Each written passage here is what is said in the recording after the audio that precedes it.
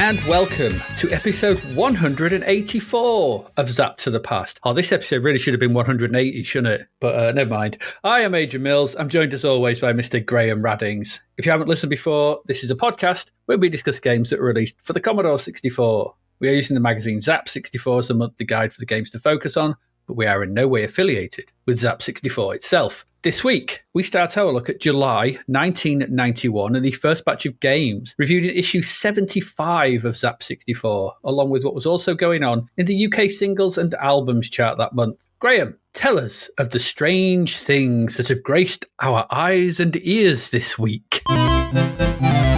Summer sun, and indeed something has begun. It's July 1991, and the summer nights can only mean one thing: epic summer day hangovers. So in a month that also saw the University of Manchester announce they had discovered the first proper planet outside of our solar system, we head into the BBC Model B world of the gravitationally challenging adventure on a quest to stop the brain-bending shenanigans of an intergalactic trouble causer and rescue some folk in the interesting Exile, and then slip into our blockiest green tunic and some brown tights and head into the extensive ladder-filled castles of another adventure, this time in the spectrum-stained, resolution-confused Lone Wolf. It's pretty crazy to think that they only discovered the first exoplanet in 1991, and it waddled in at a lumpy 10 times the mass of the Earth, so quite a big old thing. How do we miss it? Well, they're not so easy to spot. Space is massive. Even now we've only found over 5,862 exoplanets, maybe they're just not as ubiquitous as we like to think. Anyway, while we ponder why they named it the catchy sounding PSR B1257 plus 12,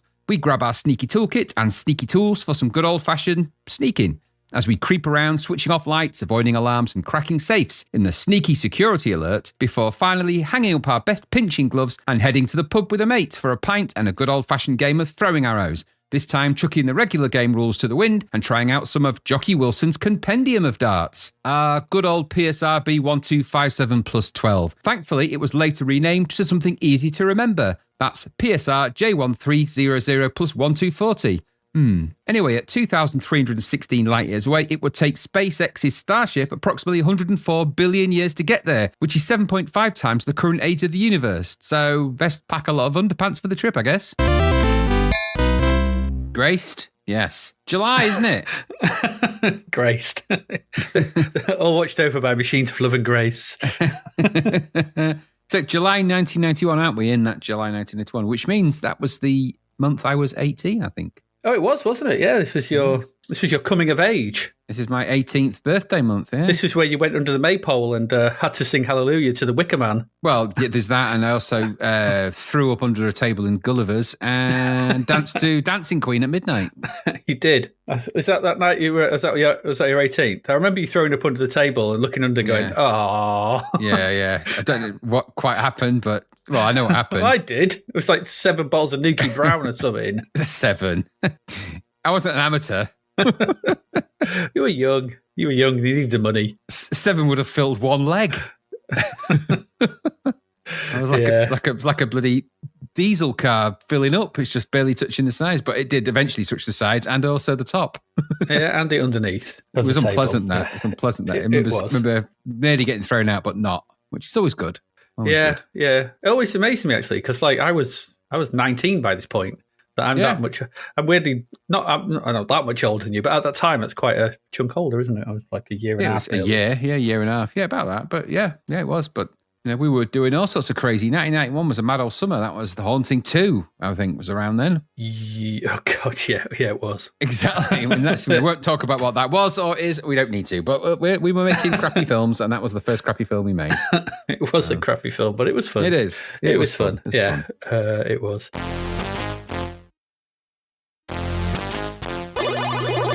on another note, should we look at a cover? It's the new month. It's a new month and the cover is upon us. Of course we should. So it's not one of the best. This reminds me of that Pac-Man one. I think this is the worst cover. Ollie, it's 10 minutes going before press. We haven't got a cover. I don't know what happened. I don't know what happened.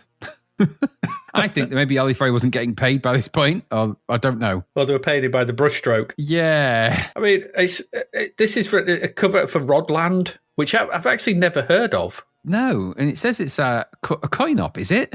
Is it a coin-op? Must be. Game? Storm's Cuddly Coin-op. Some exclusive preview of Rodland. I presume we're going to be playing that in upcoming episodes, but God knows, not something that's floated across my transom at all. No. But then we've got essentially an elephant with a rose and a couple of cute characters, I guess, and then there's a monkey and a kangaroo. I don't know. Is that a rabbit or a kangaroo? I think it's a rabbit. Okay, because it's only a carrot, yeah. It's just not very good. And let's just be, let's cut to the chase. It's not good. It's not a good cover, this. No. It's knocked up in a few minutes. I can't, Yeah. And again, now he's gone into the all characters and everything must vibrate. And there seems to be a trend with them over the past few covers. Everyone's vibrating. There is quite a bit of, there's a bit of like, ooh. I don't know what the elephant's jumping up. Is he jumping up from that trampoline in the background? Yeah, it's trampoline. It must be something to do with the game. I don't know. I don't think I've ever played it or ever heard of it. I don't remember it. No. And then in the bottom right, we've got this Gem X. What is that? Which I have heard of. It's some puzzlers where basically it's a basic puzzler, but there's images of women in the background as you reveal stuff. Not one of them. Like, remember that robot one we had where it was like, all the robots were getting a bit excited. I was playing it about 20 minutes ago. I've played it every day since. I'm going to get that robot woman's bra off before the end of this hour. Absolutely. Let's see those metal boobs. Give me those robo boobies. That's those kind of images that is, which is I guess it's a scantily clad character of a type, but they seem to be very on vogue now, aren't they? And there's an entire genre of those things. Yeah, it seems early anime manga-y type thing, doesn't it? Big eyes. Yeah, there's a name for that kind of thing, isn't there? I can't remember the name of it now. I don't want to because that would imply that I'd looked it up on Google and I haven't. So I don't know what that is. No. But I know that's an art type of a style and there's a certain type of person that likes that kind of thing. I am not an advocate of it. No, I'm not either. There's also a tape. There was a tape on this cover as ever. Mega tape alert. Super Cup football. Oh. Yes, the best cup. It is a Super Cup. I don't think we've seen that one, have we? Probably not. I don't know where they dragged these from. Some of these, anyway. Revenge of the Mutant Camels. A game that I've never liked and never will. No, Dream Raider playable demo.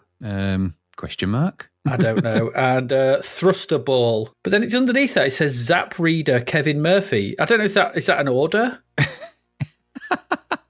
Did he make that game? Is it a Zap Reader game or something? It must be a reader game. But it's that Thruster Ball, Zap Reader Kevin Murphy. Okay. Thruster Balls. It sounds like a movie, and a movie that you'd see on the top shelf. It sounds like you'd get images like that Gem X in something like Thruster Ball. Exactly, you would, yeah. So I don't know. I don't remember playing it. I've played Revenge of the Mutant Camels. Never a fan of it, as I say, but the rest of them, not. And the weird thing is here, right, is that in the bottom, underneath all this, you've got US Goals Summer Hit Alien Storm, work in progress. So just say preview. Yeah. They've got a word. You've even used it up top there, an exclusive preview for Rodland. You know the word. Just use it. Whatever. But then it says Exile, Jovial Jetpack Jaunts. I've played Exile for this week. I don't remember much joviality in it. It's not a jovial game, and I wouldn't describe anything there as a jetpack jaunt either. No. And the thing with that Exile, right, in and amongst this cover, which they've obviously been paid to do, if we give you the preview, you give us the cover. That's obviously what's happened here. Yeah, totally. But Exile Game of One, we'll come to discuss that in a moment. But considering what that game is and what it has in it, would have made it a way better content for a cover. Oh, completely. And it's the highest scoring game in the magazine. Yeah, but Rodland has a very important thing, doesn't it? It's Ali Frey must have looked at that and gone, you want me to draw that? Right, fine, here it is. There you go. He's voted with his airbrush, hasn't he? He's like, yeah, here you go. Here's your Rodland. It looks like he's put an elf's head on some kind of tomato egg. And that's as much thought as he gave it. Yeah, absolutely. Could you put more elephants in the background? Oh, God. Well, we've got a monkey, remember? We always did. There's always default monkey in some of the crap verts, wasn't there? There's always a monkey in there somewhere. Oh, for no reason, yeah. Just so Ollie Frey's thrown a monkey in. So you know it's a dodgy event, anything when there's a monkey in it for no reason. And when there isn't a monkey, they make dogs look like monkeys, as we saw with Shadow Warrior the other month. But remember, Adrian, which was a baboon. Yeah? The fact, Adrian, is that this is the original and best Commodore 64 action mag. They've got it in there again. Action mag. Yeah. Yes. And then C64 games, Zap tested. Don't do that. Don't do that. 21 of them. Zap tested. More C64 news, reviews, and previews than any other mag. I didn't. But all right. No, it's just a rubbish cover and it's not very good. No, it's not. I don't like it. And it's poor. It's poor by Zap standards. I think. Look how thick the outline's getting on that Zap 64 logo. Blimey, man, that's getting off the chart thick. Could you increase the outline by 10%? Well, everything's got fairly thick outlines. I mean, the elephant's not unoutlined, is it? So. It's pretty outlined. It's a very odd cover. I don't know. I'm going to say this. I don't like covers where they do for previews. No, I don't know why they do it. They've obviously been bought. I get it. I get they've been paid to do a cover. We'll give you the preview. But there's games in the magazine. Like I said, Exile, Jocky Wilson's Darts. Imagine the cover he could have done for Jocky Wilson's Darts. Jocky would have been happy. He would have been well happy, wouldn't he? Just as happy as he looks on the loading screen, which you'll talk about in a bit. As happy as Jocky Wilson ever looked. I don't know. I've seen him looking quite happy. Always a bridesmaid, never a bride, he was. It's true. It's true. That's when he looks his most happiest. Anyway, that's the cover. It's crap. Yes. Shall we get into some games? Let's do that. Okay, let's do that. Let's get to our very first game this week.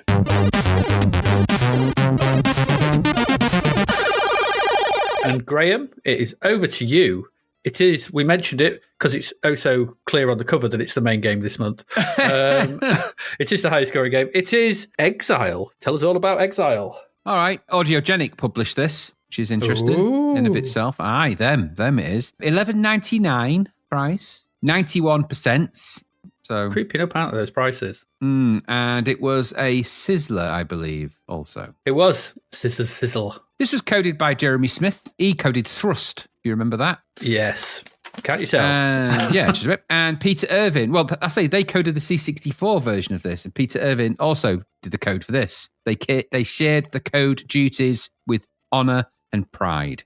Graphics duties here are Jeremy C. Smith and Peter Irvin. They've also done other graphics as well. So they've done the graphics for this as well.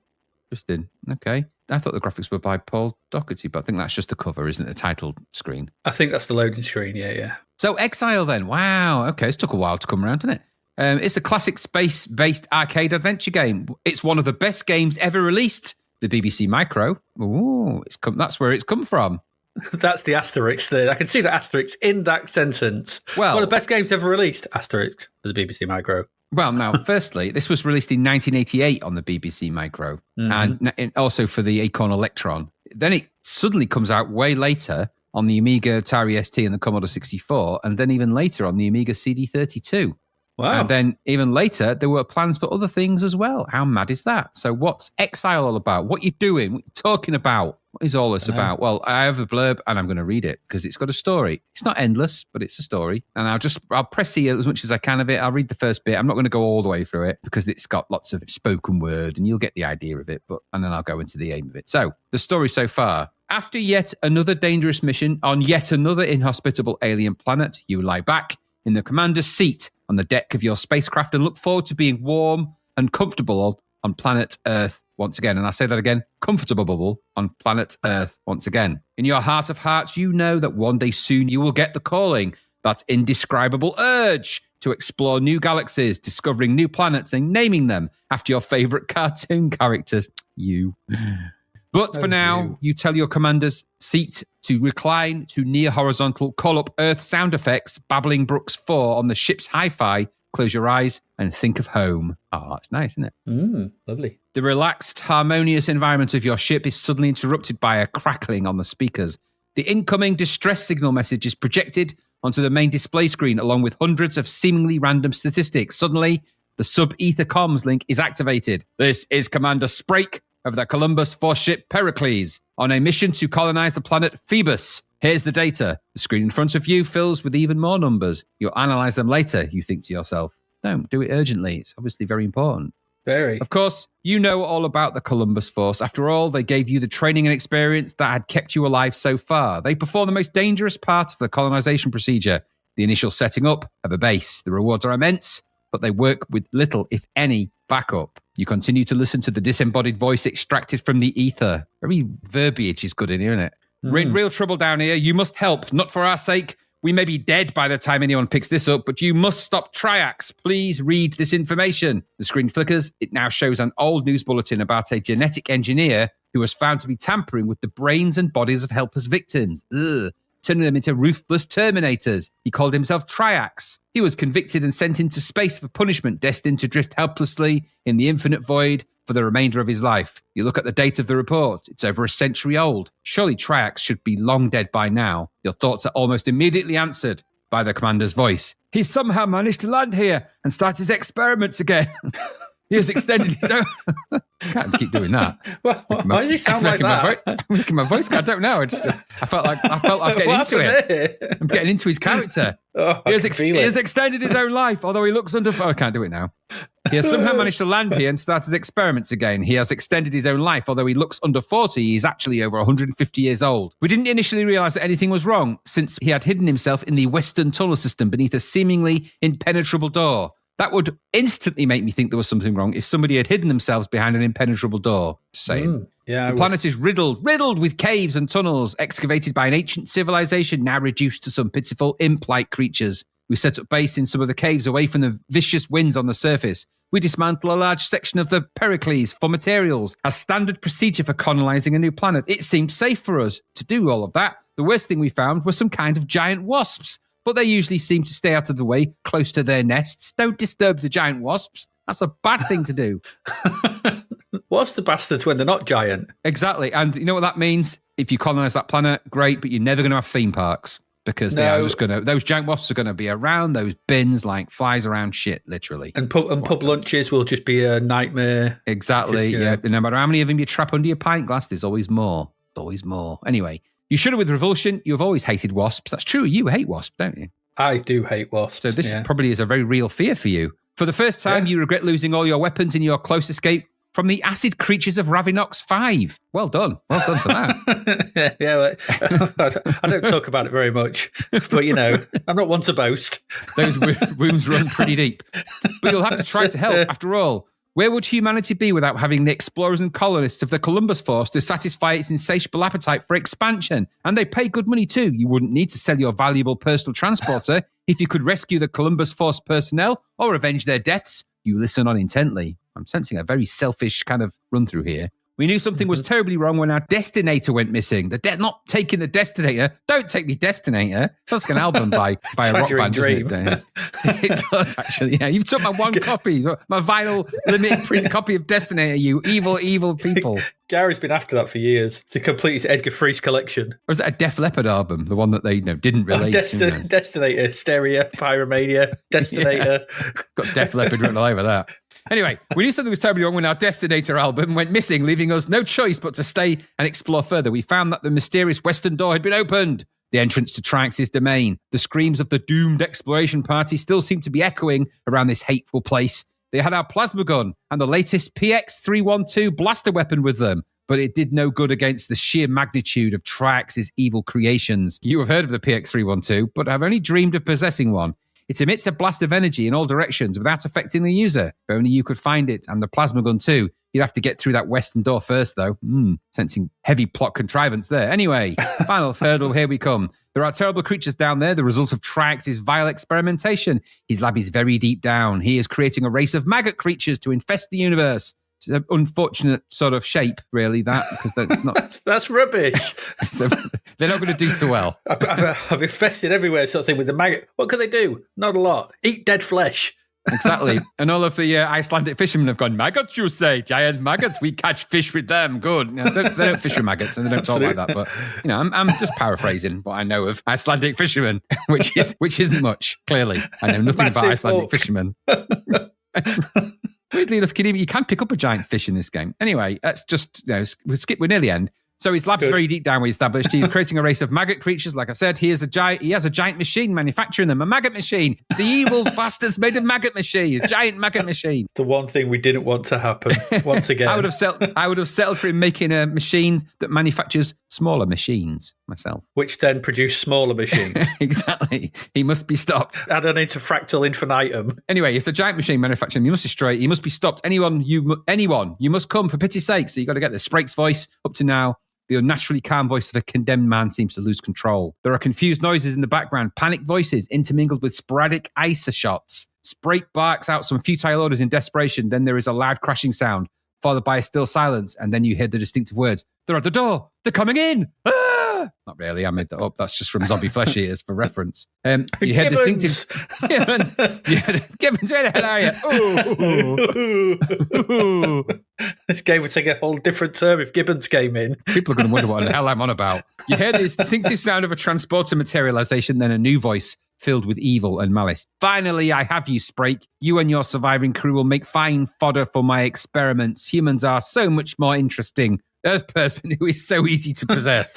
Humans are so much more interesting than the stupid imps and maggots." Yes, he says, "I'm more interesting than the stupid imps and maggots I've been forced to use for the last 100 years. Come, we will now go to my laboratory." But do we say laboratory? I say laboratory. Laboratory. You know what I mean. Lab. All thoughts of the warmth and comforts of Earth are now forgotten. You are heading for Phoebus. That's the blurb.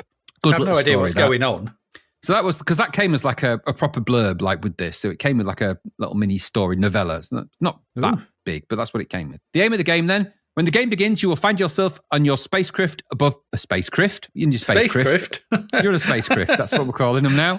You're in your spacecraft. on our spicecraft. On our spaceship.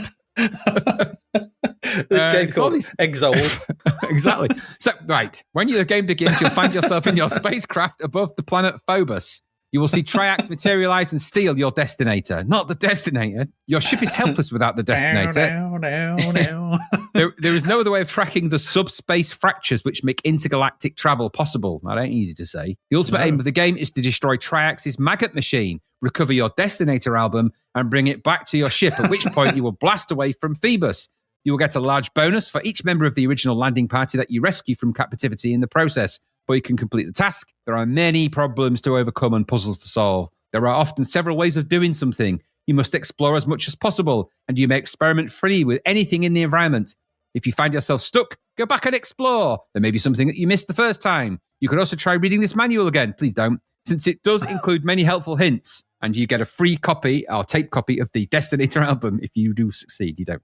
Good if you did, wouldn't it? It would be good. So there then follows in the instructions a sort of instructions on how to complete the first part of the game, actually. So it says the section describes how to complete the first part of the game, which it does. So this may seem unusual, but it is an insignificantly small part of the whole game. That is true. This game is huge. And in a good way to painlessly introduce you to some of the main control methods used in Exile. Now, controls, Exile, and the word painless, they're not compatible in my book. They're not always compatible, and not for the reasons you might think either. Okay, so that sets the scene, doesn't it, for what is a fairly heavyweight arcade adventure, sort of a scrolly arcade adventure in the Metroidvania ilk, ethos thing. One of them. I guess, yeah. It says in the official BBC blurb for this, the game was actually designed and programmed by Peter Irvin, creator of Starship Command, and Jeremy Smith, creator of Thrust. It is often cited as one of the earliest examples of a Metroidvania game and featured realistic gravity, inertia, and object mass years before players understood the context of a physics engine. An astounding level of AI, stealth-based gameplay, a logical ecosystem governing the world's creatures, and a teleportation mechanic that feels startlingly like a predecessor to Portal, if they do say so themselves. So, like I said, this came out first on the BBC Micro, yada, yada, yada. So when the game starts, there is a really nice title screen for this, created, of course, by Doherty, and he does great graphics, doesn't he? And long, luxurious history of creating graphics. And then when you begin the game, so it all starts. Now, there's a lot to this, Adrian, a lot. The manual for this is very extensive. Outside of the how to do the first part of the game, there's an entire section around the controls, which I'm just going to sort of cover. But what I'm not going to do is sort of just go through it on a control by control basis. The main window of the game is at the top of the screen when it starts. And then below that is your control panel /UI. Now, they call it the console. So at the bottom, it says you'll see the console or control panel. This console shows the current status of all your vital equipment, as well as your health, score, and elapsed time. It also displays important messages throughout the game. On the far left of the console are the 6 horizontal equipment status indicators. Top indicator shows the amount of jetpack fuel remaining. The next 4 bars are where your weapon status indicators, numbered 1 through 4, will be when you find those. The 6th indicator shows your spacesuit protection field status, or shield to you and me. Mm-hmm. On the far right of the console, you'll see the 6 pass key slots. As you collect the keys from around the game, the relevant slots are filled. When you come into contact with the door or transporter, the corresponding indicator will pulsate to show which passkey is required. Below the passkey status area is your health indicator, shown in white. This indicator reduces as you get injured, obviously, until finally you are so badly hurt. I'm doing it again. You're so badly hurt. I don't know what's going on. You are automatically teleported away. In the center of the console is the Exile panel. It will begin to glow if you are injured and also if your jetpack becomes clogged with the mushroom spores, which we'll talk about a little bit later in some detail. To the right of the Exile panel is an indicator which illuminates when your jetpack booster is activated. Below the Exile panel, you will see your score. Underneath that is the elapsed game time, shown in days, hours, minutes, and seconds. Below the elapsed time panel is the scrolling message area, or as it says here, the scrolling massage area. Is always nice. Ooh. And to the left are the joystick control icons accessed by pressing the space bar. Yeah, we'll talk about the tiny, tiny, tiny icons of uselessness when we get to that part. So, right, there's an entire control system for this. Now, the idea of this game is obviously you've got to complete those goals. And so the upper part of the game is controlled in kind of I guess it's there's a little bit of thrust in there, isn't there? So it's an inertia-based, gravity-based game. You're in kind of a spacesuit, a little spaceman, and you can sort of control it by sort of jetting around and almost flying around in low gravity, and then you sort of land and fall, and you can use your jetpack to sort of boost your falls and control it. You control that with the joystick, essentially. It's jetpack. Yeah, well, it's not, because jetpack has a heavier gravity. This is kind of very light, so it's almost weightlessness. Is it more Phantoms of the Asteroid? I don't know. It's of a type, isn't it? So there's so many Metroidvania games of this type. I'll talk about them in a little while. But you control this with the joystick. Now, this game is heavily controlled by, it's clearly been designed on a keyboard on a BBC, which didn't natively come with joysticks. All right. I think it had joystick ports, but I don't think it was a machine that was known for its joysticks, whereas the Commodore 64 has always been about the joysticks. And I think because of that, there is basically even in the instructions says that this is actually better controlled by keys. But if you want to control it by joystick, you can. And you can do both. So you can control it a bit with joystick and a bit with keyboard. And you can also, if you want to, try and control everything by joystick. Now that's actually, because the controls by joystick are 3 layers deep.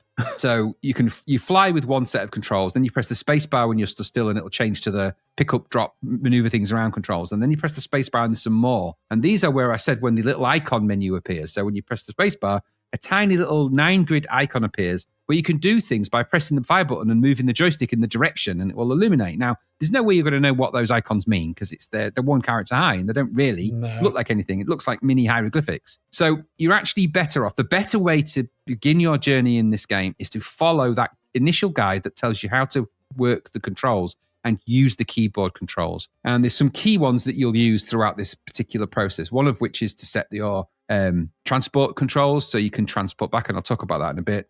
And there's other ones for pickups and some of those things. So I found that raising and aiming and doing all of those things, I could maneuver him around fine with the joystick. But when it came to the fine details of actually doing some of the actions in the game, some of them are more naturally keyboard led and some of them felt fiddly diddly with the controls that there are. And I think it's just because I don't think this was ever really mapped properly to a joystick. And when it was, I think they realized there was way more controls than there is joystick directions. So like, oh God, we've got 60 controls. How are we going to control that? I don't know. Press fire button, hold that down, but make sure you press space first. And I guess it's a way of doing it. And it takes, I imagine, quite a bit of getting used to, say the least, because thrusting around is different to aiming and firing. That's a separate control. And that's different to picking up objects up and moving things around. That's also a separate control. So there's, like I say, 3 layers of control. Now, what it means is that the game is not, this isn't an action game in the sense that this is a game where you're going to be shooting and blasting lots of things. And in fact, it's a proper puzzle-based game, really, and an exploration game. So it's not like there's a requirement for you to just switch to blasters and go blasting everything. But there are moments in this where you are going to get shot at and you need to either be out the way and the things you need to grab. And if you think that if you were just doing pure joystick base, you would run along, press spacebar twice, press the fire button down, press to one of the icons to pick the object up, then press spacebar again to then run back. It's just not practical to play it. Sounds intuitive. It's not. But with the keyboard's commands, if you just press and run along, I forget what the command tick. It's one single thing. I think it's P for pickle. Let's just say I think it is something like that. But it's the idea that there are simple one key commands to enable you to pick those objects up and then utilize them and put them in storage or store them and do those things. So for me, the controls are best keyboard led, and that's kind of the native way it was really designed, I think. So anyway, so once you've got past the first bit, so obviously your album gets nicked, your Destinator album gets stolen right at the start, and then you've got to make your way out of your spaceship. And you'll do that because there's little drop-down doors that open, and then you'll do that. And that's when you first start moving things around. Now, this is based upon a large scrolling, we'll call it scrolling for now, but a large scrolling map. So this isn't flick screen, which I thought it was going to be, actually. My initial thought was this has all the hallmarks of a flick screen adventure, but it isn't. It does scroll around. Now, because of that, it feels like you are exploring quite a large world, and there is a lot of level in this game. Mm-hmm. If I tell you that the long play for this clocks in at 2.5 hours, that tells you there is a lot of game for this. Yeah. So there's an enormous map to explore. Now, you'll start off on spaceships outside. As you'll drop down, you end up obviously going inside caves, and then you'll start to get that kind of thrust look and feel to this. It does. The inside of it, albeit it's more colourful, but there is a definite leaning of thrust to it. So when you're in the caves, it's not punitive, so you don't die by hitting the cave walls or anything. And you do have to control that, but you are losing energy if you bump into certain objects. And there are, of course, things that are going to get in your way. Now, there's some things that are perfectly harmless. So there's this annoying bird thing that sort of latches itself onto you and pushes you out of the way and annoys you. But there are also other objects in the game that are deadly to you. The wasps, for example, if you get hit by them too often, they'll take health away and then you'll lose all of your health. Now, you don't die initially. In this game, you simply go back to a teleport point. And if you have set teleport points, then you'll go back retrospectively through those until eventually, if you run out, you'll go back to the first one, which is your spaceship. So you just get back to your spaceship. So the good thing here is that you don't. There's two things actually. The good thing is, firstly, you don't necessarily always go back to the start, which is important. And secondly, you can actually save snapshots into RAM in this game. Yeah, you set your own checkpoints, don't you? Which is unheard of. That's the first time I've ever seen that, where you can save state in a game. It's unusual certainly for a game in 1988, such as this was designed. That is quite unusual to do that. And the idea of having those teleport points is quite important, because in this game, you're going to need to place you can place up to 4 teleport points down. So as you go through, you press, I think it's the R key, or it might be T or R, either way, you press one of the keys. And so you can set a teleport point, and then you can just simply jump back to that by pressing the teleport button. So I think you set them with R or S, and then you press T and it jumps back. Now, you've got 4 of those to set. So if you set them around the environment, you can set them wherever you like. If you set them and you press it and go back, you can go back to the previous one and go back to the previous one instantly, which is quite handy. So you can actually quickly teleport around to places. So you can check things out, quickly teleport back to a certain place, and you can utilize these. Now, later in the game, you have to use these to your advantage, because there are certain puzzles and certain parts of the environment where you need to place one earlier so that you can get back to a certain thing before and lead certain things out the way. And then you have to sort of set explosives. Some of the doors and gateways in this, you can find mines or grenades in the game, and you can pick those up, and you can blow open doorways and blow cave entrances open and things like that. But sometimes you need to do that, but you have to teleport away quickly before it explodes, because otherwise it will kill you. And so there's a whole series of mechanics that are based around the idea of you being able to move around, teleport around. You can push certain objects because they don't all kill you instantly, of course. And then there's obviously other objects that are going to cause you harm. The main thing of the game here is you've got to explore, and you've got that mission to complete. So you've got to break the magnet making machine and smash that, but also try and rescue rescue anyone that's left around, the survivors, and then try and escape. Now, in order to do that, you've got to find those keys that are dotted around, because that's the key to getting around all of the various parts of this game. And those are all hidden around the game in various different kind of puzzles and traps. And that's really how this game plays out. Now, this plays out over a really expansive, in classic BBC game tradition, really expansive series of a screen. The screen map for this is big. And it reminded me in that way of the BBC game Citadel, which is also a game which is a massively exploratory game where you're a single character. I think in that one, you're actually a couple of characters. But that was another one where that was flick screen, but that's another one where you have this really large format kind of world to explore and things to solve and do in that space. It's a bit of a BBC game trope of certain BBC games of a certain caliber seem to do really well at that, and the BBC version of this is no exception to that. Well, Elite was as well, wasn't it? I mean, there's just something about the BBC, and it has an affinity for arcade adventures of kind of scale. And this one is no exception. So Elite, like you say, it's slightly different variation, but Elite is of that type. They're not frightened of scale. Now, the thing with the BBC one of this is that obviously BBC's got less memory than the C64. But if you grade the RAM in your BBC, there was a version of this that had speech and all sorts of extra parts in it. So the BBC version of this, even though it had a limited amount more memory, in the extra version, there was loads more features in it, loads more animations, loads more stuff. So they didn't put any of that, weirdly, in the C64 version. I don't quite know why, but they didn't. So the idea then is that you'll make your way around, you'll pick up the various objects. There's loads of objects to go through, and I'm not going to list them all out in the manual, but there's loads. I mean, aside of covering the idea of the control system, there's also weapons that you have to collect. You have to use the weapons in certain places. Certain weapons have to have a charge. You have to charge those and share that charge with your backpack, because your backpack will run out of charge, and your jetpack. So you have to manage the charging of your weapons and all of the resources that you have, and also the shield or the protection of your suit as well. So you have to try and balance all of those things. And there's ways you can do that throughout the game, and you'll find extra things to help you do that. But this is a game of mass exploration, not lots given away, lots of things to find, lots of world to explore. And you have to kind of just make your way through the game and sort of figure out how things work. Yes, there's that introduction part here, but it's not giving you lots of things not giving the game away. There is a lot to do in this game, and you don't have to do. So you could go straight through in a fairly rudimentary way and not really get much out of the game, and probably just complete most of the mission without, you could do it that way if you wanted to. But as with a lot of these games, and an interesting thing here is that there are many side things to do that you can go off and do as well and enhance your experience of the game. So you might never play this game exactly the same way twice, because you could go through the first part, for example, and just get straight through and get the keys, or you could collect some of the extra grenades and things like that, because you might want to go through and get more resources, and you could do it that way if you wanted. Obviously, it's going to take you longer, and this game is sort of based, it's not that there's a countdown that you're going to die if you don't hit, but obviously your score is based on how much time you take and how many people you rescue. You don't have to rescue anybody when you play this game, but if you do, you're going to get the better score and you're going to get the better experience. And that's kind of how this game is energized. It's geared around you control your experience and you get as much out of this as you want. Now, in the environment, there are also things that will, I think there's clamshells, but there's these things that will blow wind directions, which will make it so you can't certainly get past certain areas. Some of these things, they're almost like early proto versions of things that you get in games like Flashback and Another World, where you get sort of obstacles that have to be pushed in one direction or another. You have to then teleport. That's very Flashback. The idea of having a teleport where you can jump back and do things. And that, again, this predates Flashback by quite a number of years. So I think there's a lot of influence from this game, and I'll talk about that in a while. But the key thing for this is that outside of once you've got sort of master the control system and then master the aiming and firing, because there's things that will shoot at you periodically, and you've got to get out of the way. You can shoot them once you get the weapons, but you actually got to aim and just stand still and aim. You can't run and shoot in this, or fly and shoot. You've got to stand still and aim and do those things. Oh, actually, can you? You can jump, and I think jump and gravity jump and shoot, because you can gravity jump in this and throw objects, and the inertia will carry from the thing you pick up and you throw into the object, so you can throw things further if you gravity jump and throw at the same time.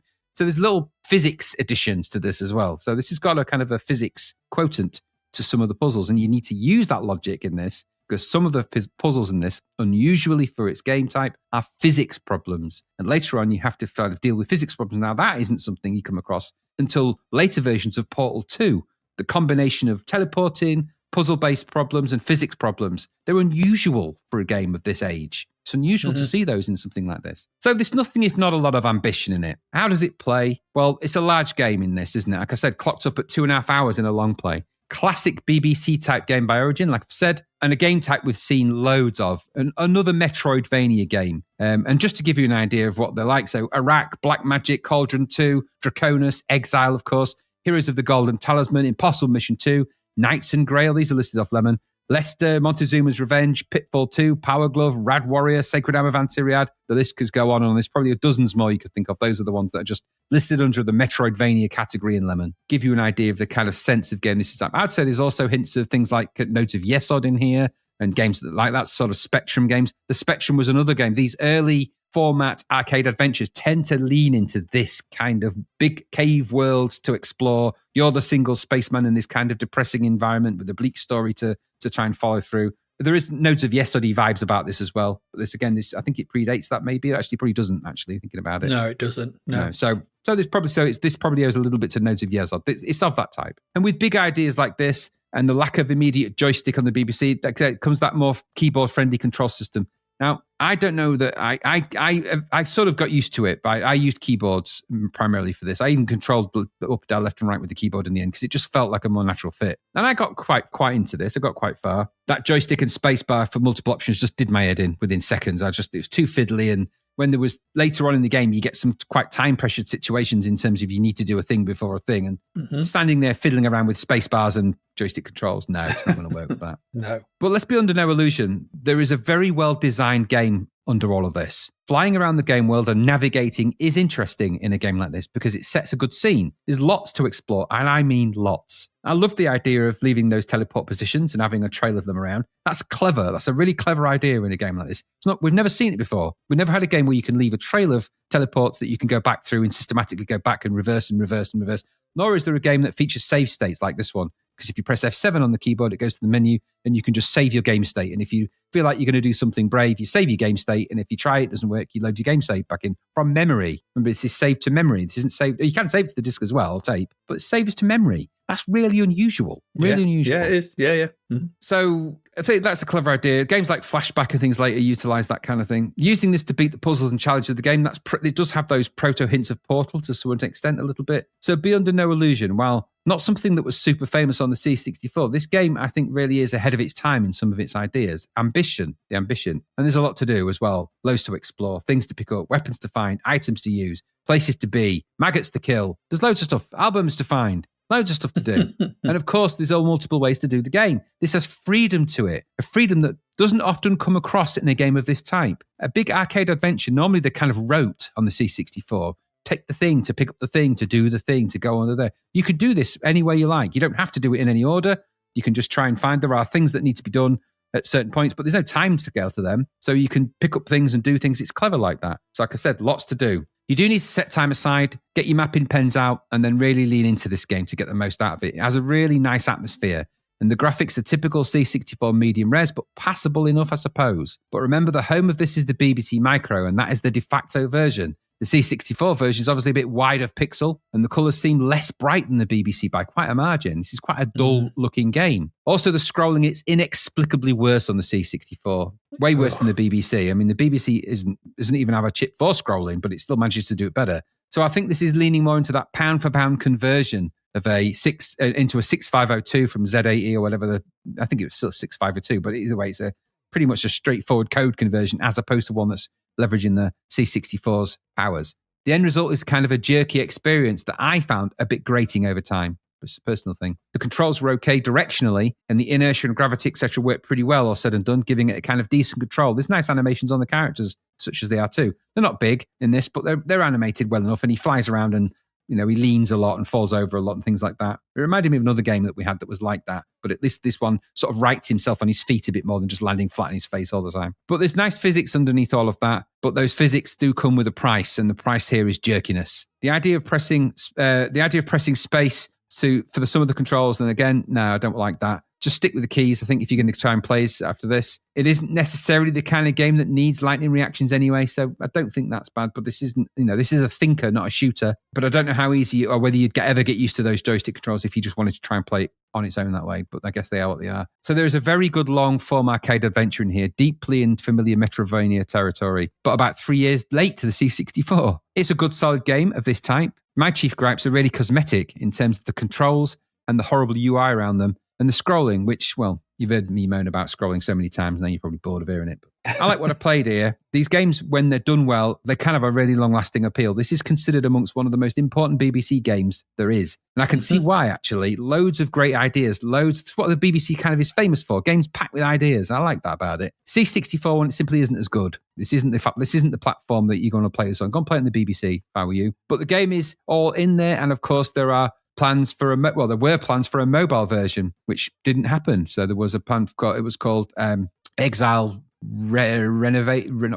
Exile Resuscitation. I can't remember. It didn't ever come out, or at least it's still maybe in process of being created by the original creators too. So I don't know. I can sort of see this being popular on mobile, really, because there's loads of games like this on mobile, and it would really work in there. This kind of sort of solitary, exploratory, find your way around cat game, and thrusting around on the mobile platforms would lend itself to this kind of control system too. So that's what I thought. This is a good game. I think it's just hampered by not the greatest implementation on the C64, but underneath all of that, you can get past it. There is a really good game. It's just a little bit out of its time. In 1988, it would have been brilliant, I think. And had the scrolling been smooth, this would have been a contender for one of the best arcade adventures on the platform. But with that jerkiness, some of those are really amazing little game design choices and little game mechanics that are unusual would have really come to the fore if you weren't sort of jerking around the screen and gradually getting annoyed by that, at least for me. Final footnote for me. There is an entry for a Exile version 1 in the games that weren't, of course there is, which had graphics that were done, different graphics. It was reviewed in a different magazine or previewed, and in that they had different graphics to this one.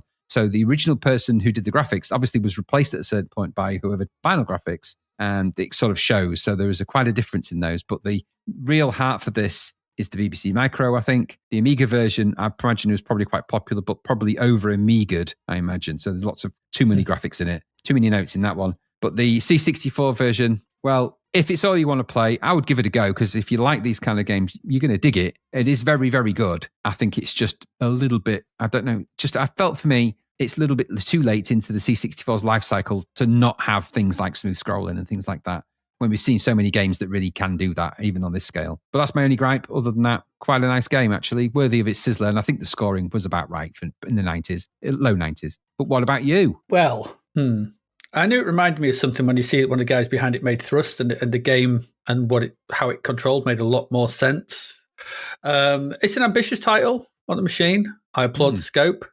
Obviously, it came from the BBC, but even on that, I applaud the scope. But my problem is playing this. So all that stuff around the edges, absolutely, yeah, I agree. There's lots to do, there's lots to see.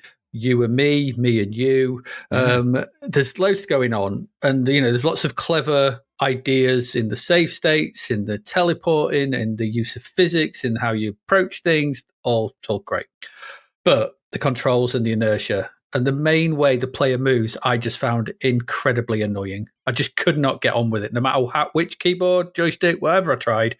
I didn't like it. They're not for me. I had that. Remember, I think I had that problem with thrust because you had to use keyboard, and I was like, let me use joystick, and then thrust 2 use joystick, and I was like, it's terrible.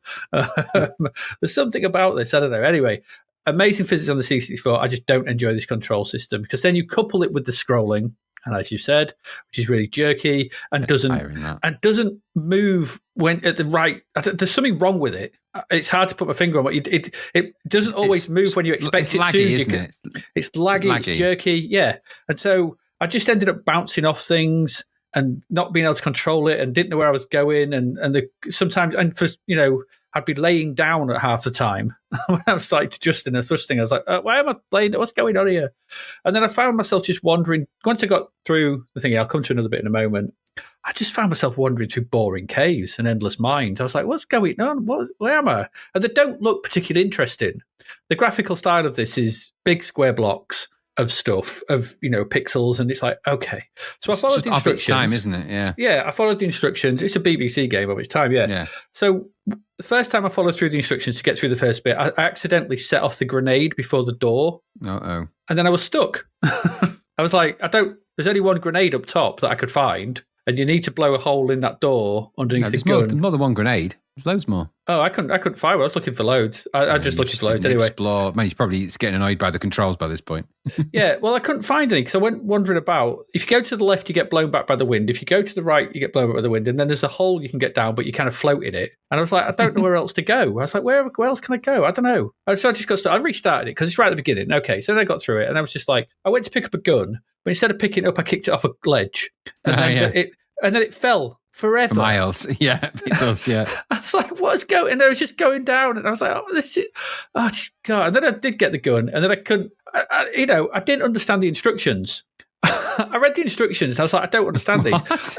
If I'm perfectly honest, I found it weird. I needed a manual for the manual. I needed instructions for the manual, because it said, there was like instructions for it to press this, to do this. I was like, I'm pressing that, but nothing's happening. What is this? I just couldn't get on with this. It won't be the first time I say it in this episode. I applaud the ambition. I do. Yep. Yep. But the technical issues in trying to realise that ambition just spoilt my enjoyment of the whole thing. And I therefore didn't enjoy it. I didn't enjoy this game. That's fair. It is a big Metroidvania in that kind of sense, and I like the freedom. I think people who like Mercenary will like this, because I think this, there's that kind of freedom of approach to how you've got a goal. There's your goal. It's over that way. Go figure it. And that, that is, catnip to some people. And I get that. It's not a catnip for me, though. I find it just like, tell me what to do. Just give me a linear path. And that's just me. And it's something I've come to appreciate with a certain other game I've been playing at the moment. But I'd like a goal. A goal that, is not just one big goal. It's like, the point of this game is to go capture this guy. Right, okay.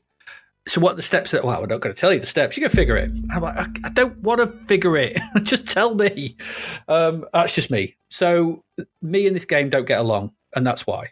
I can see why it got the score it did, because it is trying to do something different beyond the norm of what we play. And I completely applaud all that. And it's kind of what we said about, the what was that one, Moonfall the other week, and we've said about Mercenary, and we've said about the technical aspects of gunship and all those kind of things. We can appreciate it. Go, well done for getting this running in 64K. Well done, golf clap. Well done. That's amazing. I just don't like it, and I won't, because it's not my kind of game. So I'm objectively very clever, very good, but objectively bad scrolling, looks ugly. Terrible controls. Yeah, and those are the things that let it down. That's why I say, if you're going to play it, play the BBC version, because it doesn't have a lot, and it's more detailed graphically. It's just a better experience. Yeah. So or the Amiga version. It just wasn't for me, this. I think, like we saw with Elite, like we saw with a lot of games where BBC starts and then it gets converted outwards, the C64 is never the version to play. No. Elite was never, you never play Elite on the C64. That was not the home of it. So this is not the home of Exile. And so, but it's a big game. It's quite ambitious, pretty ambitious. Yeah. And I applaud that. But in making those games, you're never going to appeal. You follow your thing, and you're never going to appeal to everyone. So no, absolutely no. I think that was their point. Is that what surprised me a little bit with this is that it took this long to make it for the C64. That is odd. And maybe it sat on a shelf somewhere and it was just in kind of exile or something. I don't know, but there must be a reason why it took, because it came out a long time before, but maybe just nobody wanted to do it, or it seems it's a bit of a surprise. But I think that delay is kind of what killed it a bit. Yeah. Like I said, it reminded me of Phantoms of the Asteroid. Yeah, I guess-ish. Because you're floating around caverns and stuff as a little guy. But you could say it could be like, it was a number of games where we've been in caves floating around. Yeah. I think there is a great game in there. You've got to work to get it. And the C64 version makes it too much like hard work. It's too much work to do it. Because the other version don't have all of the problems that and therefore you're not confronted with jerkiness and things like that. You just, the BBC, you would accept that that's the way it runs, right? You wouldn't. And we played so many good, high quality games recently with really high quality graphics that I think that it would look out of place next to some of the budget games we've seen from people that did CJs and things like that. It's just, you line up side by side with them and you look at it and think, look, you've got all the ideas and there's some amazing stuff in there, but you just needed somebody with real good C64 knowledge to come and do this for you. I look at this and then I look at Turrican 2. Yeah. That's what I mean. Somebody who knows how to get most out of those machines, and you're going to get Turrican 2. And Turrican 2 has you running around in caves, jumping up and down, lots of big levels and stuff. Yep. That's Exile. It's not for everyone, I think is. No. But there you go. Whereas the next one's not for anyone. Let's move on to that.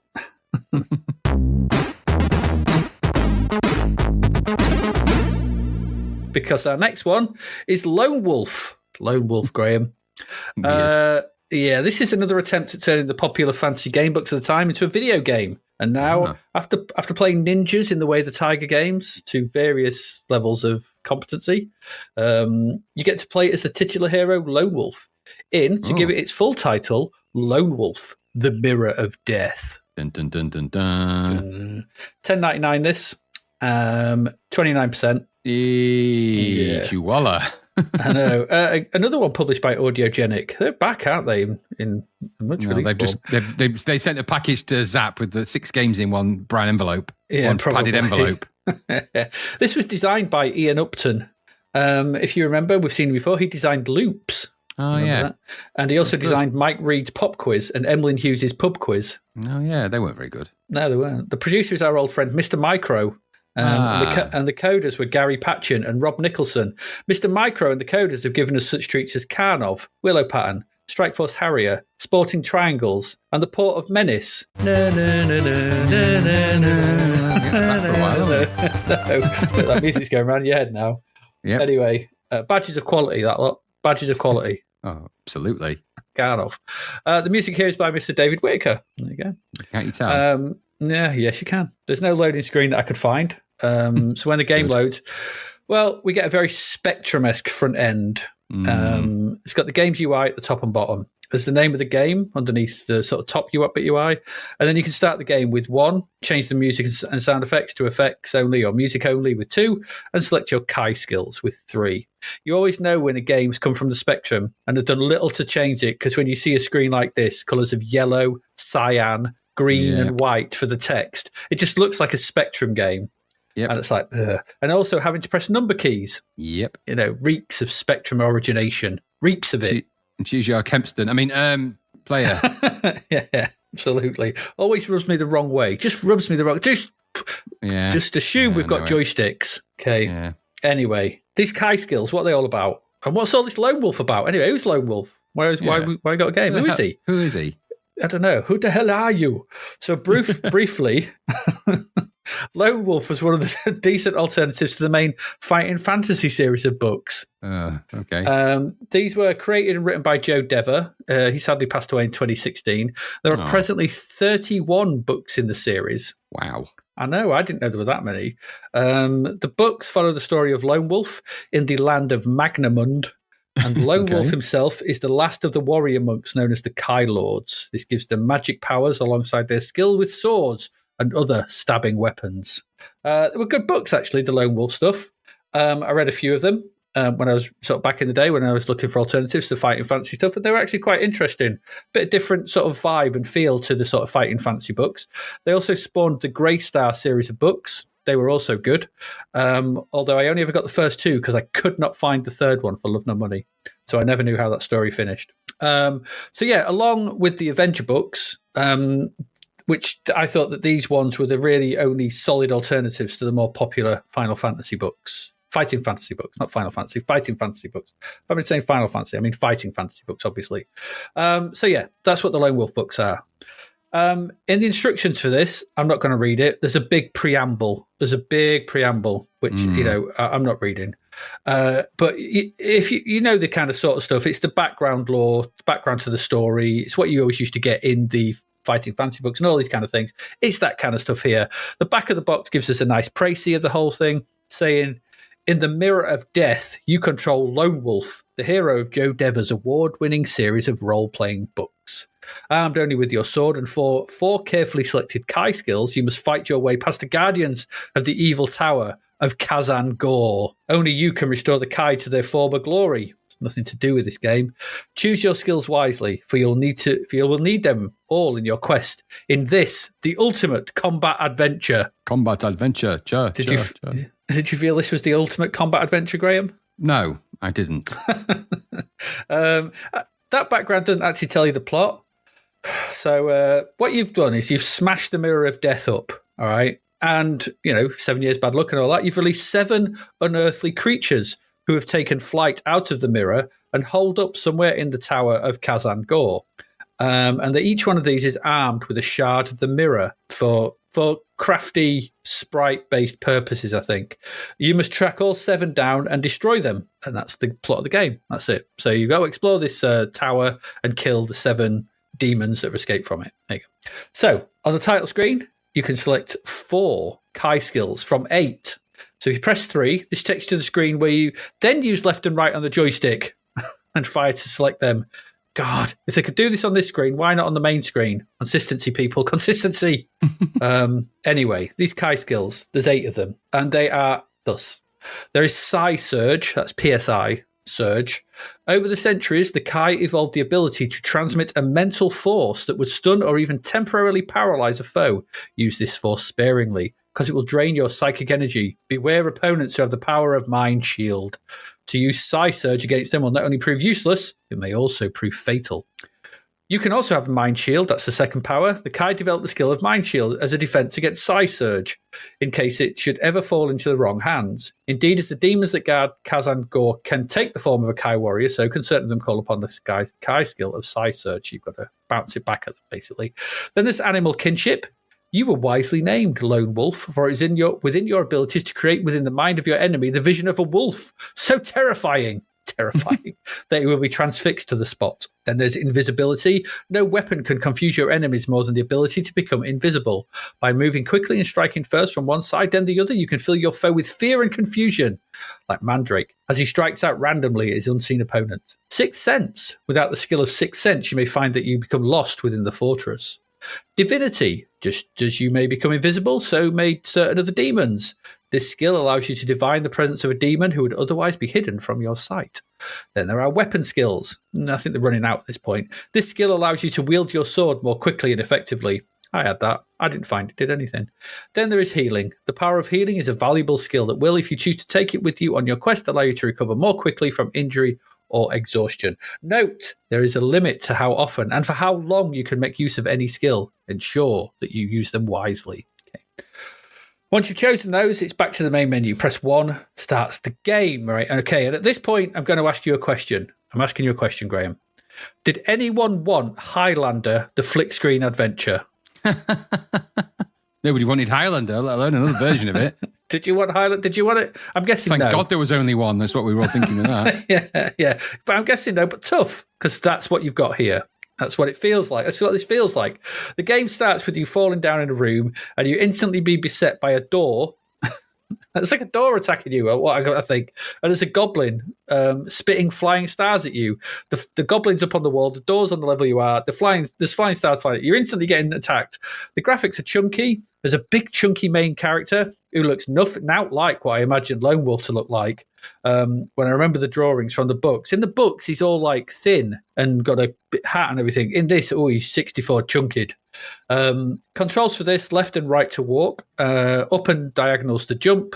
Top tip, if you are playing this, forward jump is really fast and massive. So use this to traverse screens where you can solve floor quickly. Just jump. You go, wow, you fire across the screen. You've got down to crouch, down diagonals also to roll. Kind of handy. If you hold down fire, you enter combat mode. And if you're facing right, then these are the controls. Up, so fire and up is punch. Top right is high sword attack. Right is mid sword attack. Down right is low sword attack. Down is kick. Bottom left is block legs. Left is block middle. And top left is block your head. Block high. So that's the fighting. Okay. So in this opening screen, there's a ladder you need to climb up. And when you get to the top, you'll undoubtedly get hit by the star being spat by the statue. And this will knock you off the ladder all the way back down to the floor. And there's a really annoying sound effect when you do, if you pick sound effects or music and sound effects. Like, so annoying. If you should get past, then the screen flick scrolls to the next one up. And there are more ladders to climb and gaps to jump. Then you'll reach the screen with 2 statues spitting stars at you. And they're random. And you can't fit between them. So you climb the ladder so slowly. And, you don't know if they're going to spit, when they're going to open. You'll struggle mightily to get past them. And they'll knock you all the way down to the previous screen. And you will get very annoyed at this point. And it's like just painful. Because there's a one just at the top of the ladder before you get to the flip screen. So that will get you as well, probably. Yeah. However, this is actually where the game does have something interesting. Those Kai skills. If you've selected the invisibility option, you can turn that on. The powers are selected using the F key. So basically, they come across the top. So F1, F3, F5, F7, to which one. If you turn the invisibility on, you can just safely go past them and continue. Okay. I did get past them without the invisibility. It's not impossible. It's very, very bloody annoying. But turn the invisibility on, you can just go past them. Okay, that's quite interesting because now you sort of start to figure out, all right, so some powers to use here, and I think that may help me get past certain bits. And you kind of start, give and take. You can only get 4, and so that's it. So whereupon, when you do climb up, you'll enter into battle with the first of your foes. And basically, because they've got a mirror shard, they've turned into mirror images of you. Kind of handy on the sprite front, as I said. So it's just you. So do battle, kill it, and then you can continue. Another tip here: just get the animal kinship, because you turn that on and then they just freeze and you can just kill them. They don't do anything. I don't know why they're scared of what is essentially just a little yapping dog. They're just terrified of that. Eh. Anyway, getting past this allows you to go left and right, but the slow pace of everything. So it opens up at this point and you can go left and right to try and explore the tower. The problem is here, the slow pace of everything and the awkward manner of jumping and missing platforms, falling back down loads of screens, it really starts to grate. There's bits where I was trying to jump on a platform where I would hit something in the environment and it would just stop me jumping and I would fall down. I would jump, and when you jump, if you land on a platform, you don't stop. So you skid off the other side of the platform and fall down, and loads of stuff like this. You're also beset by flying crow type things. These move around, annoying. If they hit you, there's ladders. You move slowly on ladders. They fly about. If they hit you on the ladder, they knock you off them. Boo, boo, drives you mad.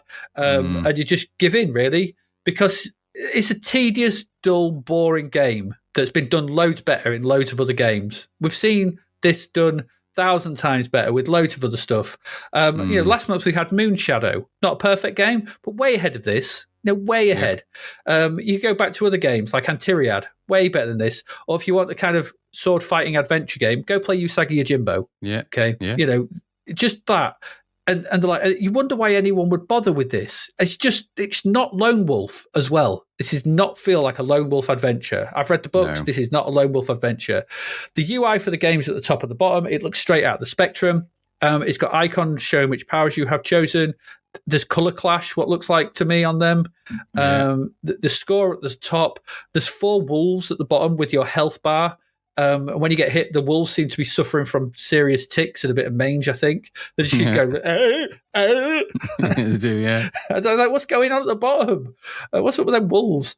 That's just terrible. It's a badly designed and dreary game to try and play. I like the idea that you have these sort of powers and they can help you. At one point, I got to a screen that said, use 6 cents. Yeah, I had 6 cents and I tried it and I was like, it's not doing anything. What? What do you want me to do? What am I supposed to be seeing here? And there was like a platform, and I thought is there a hidden platform there? But didn't show anything. I couldn't turn anything on. I was like, I don't know. Went back the other way, couldn't jump onto a platform, kept falling down, died, bored. The main sprite has green teeth and eyes for some reason, which annoyed me as well. Weird. It's just, I understand you've only got so many colours, but come on. We're way past this kind of nonsense these days. Basic play experience of this is, as I said, is if someone took the combat and look of Highlander and added extra screens to meander through in a really boring way. That's what I was thinking about this. The backgrounds themselves are sparse. There's some nice little bits with like torches illuminating bricks, but it's all a bit blocky and sparse, and it's not particularly pretty, and it's a bit simple. For the most part, quite basically drawn. The music got grating after a while. The sound effects are annoying. I just found this a really annoying game to play. I'll never revisit this. I like the Lone Wolf books. I thought this might be an interesting conversion or interesting thing, but it's not. Just pretty rubbish. I didn't enjoy this. In fact, I was so annoyed I texted you and went, this is crap. You did. And then I tried to get a bit more into it, try using the cow powers, but the game just fights you and it's not enjoyable to play or explore or interact with. Dull. What did you think? Not the same. I mean, it's the game where you walk along a boring series of nothing, getting spat at, basically, for a large percentage of it. Yeah. He climbs ladders really slowly. He moves around really slowly. Everything's lumpen. Your main sprite is a green and brown splat. The graphics are this half Spectrum, half C64 mash that doesn't work in any capacity. And it's essentially a snakes and ladders game for any kind of description, where I spent most of the time just going up ladders slowly and avoiding stuff. Reached a point when I had a fight with someone that just went invisible halfway through the battle and just disappeared. I was just clobbering thin air until he just said, "You've done it." Then I went further up, got to a screen that said, "Use your 6 cents," and the game crashed. So I was like, all right, well, I'll use my 6 cents, and it instantly killed the game, just froze.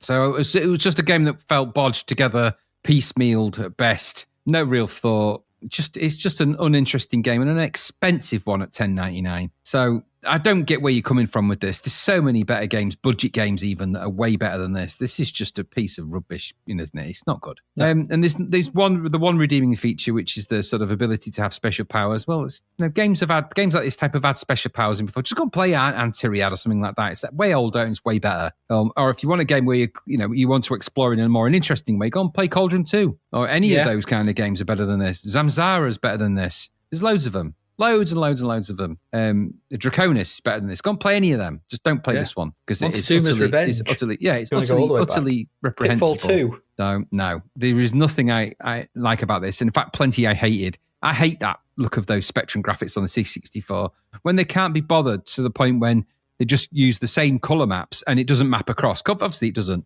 So you end up with that really weird. It's not color clash because the C64 doesn't have it. It's just mapped badly to the color palette for the C64 because they couldn't be bothered. So they just threw it into the space, and that's why you end up with this weird half middle, medium res, half high res nonsense, and it just looks ugly. Nothing makes high res look worse than a giant green splat of a C64 sprite farting its way around and fudging its way around the screen like a giant tunic-covered turd. Awful thing. I didn't like it. No. Go away, Lone Wolf, and don't come back. Go back to Highlander and have it out with him, and hopefully he'll kill you and then himself. Rubbish. Yeah, absolutely. The four things as well, it reminded me of Monty on the Run as well, when you have to pick the objects at the start. Yeah, another game that's way better than this. And actually some of the in-game graphics look a bit like that with some of the sort of spiky, climby things. So yeah, actually there's a bit of that, I think. Yeah. There we go. That's Lone Wolf. Not a good thing. No. That's it. First two games. We're going to go away. We're going to take a quick break. We come back. Loads of music to get through. It is July 1991. We'll be back to tell you all about that. So please do stay with us.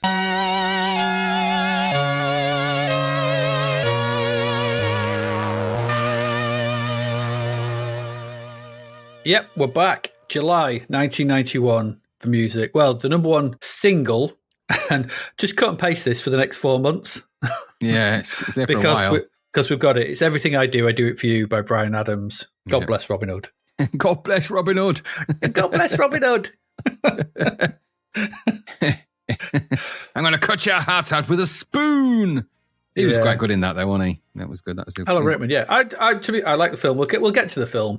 I do like the film. It's cheesy, dumb, stupid stuff, but it is. Yeah, but the song will stay with us for 17 weeks? 17 weeks. Yeah, get used to it. So yeah, here you go. We'll just let you know. We're not going to say, but everyone knows this bloody song. I think it's. Is it still the record holder? I think it is. No, Thingy beat it. Didn't he? Wet, wet, wet. They were 19 weeks. Maybe. I don't know. With terrifying. Love is all around. Really? Did that beat it? My gosh, that's terrible. I think so. Yeah, which was from one of the sort of Richard. What's his face? Richard Curtis films. On it? Yeah, it's one of those. Love Actually, is it? Or one of them? No, the longest unbroken run is definitely Everything I Do It For You. Oh, was it? I thought Wet beat it. Nope. Ah, okay. Nope. Fair enough. I stand corrected. Oh, well, anyway, it's here you go. It's here. Number one albums, Love Hurts, Cher, all month. It's like, that's it. We were listening to one thing all month. Bryan Adams and Cher, they ruled the roost here in the UK. It's all there is. Yeah, that's all there is. All right, let's get to some singles. 7th of July. In at number 3 is You Could Be Mine, Guns N' Roses. No, we know what's coming. I only mean one thing. Yeah, I only mean one thing. T2 is around the corner as well. It was big. Obviously a big month for film singles. Yeah, Terminator 2 was. It was. I mean, the what was amazing about Terminator 2, not even the film at this point. It was the furore around the film. It was insane. I mean, this film had the coverage, not just the marketing, but just the general, because they'd layered all them. Yeah, fancy new special effects. Nobody had seen those before.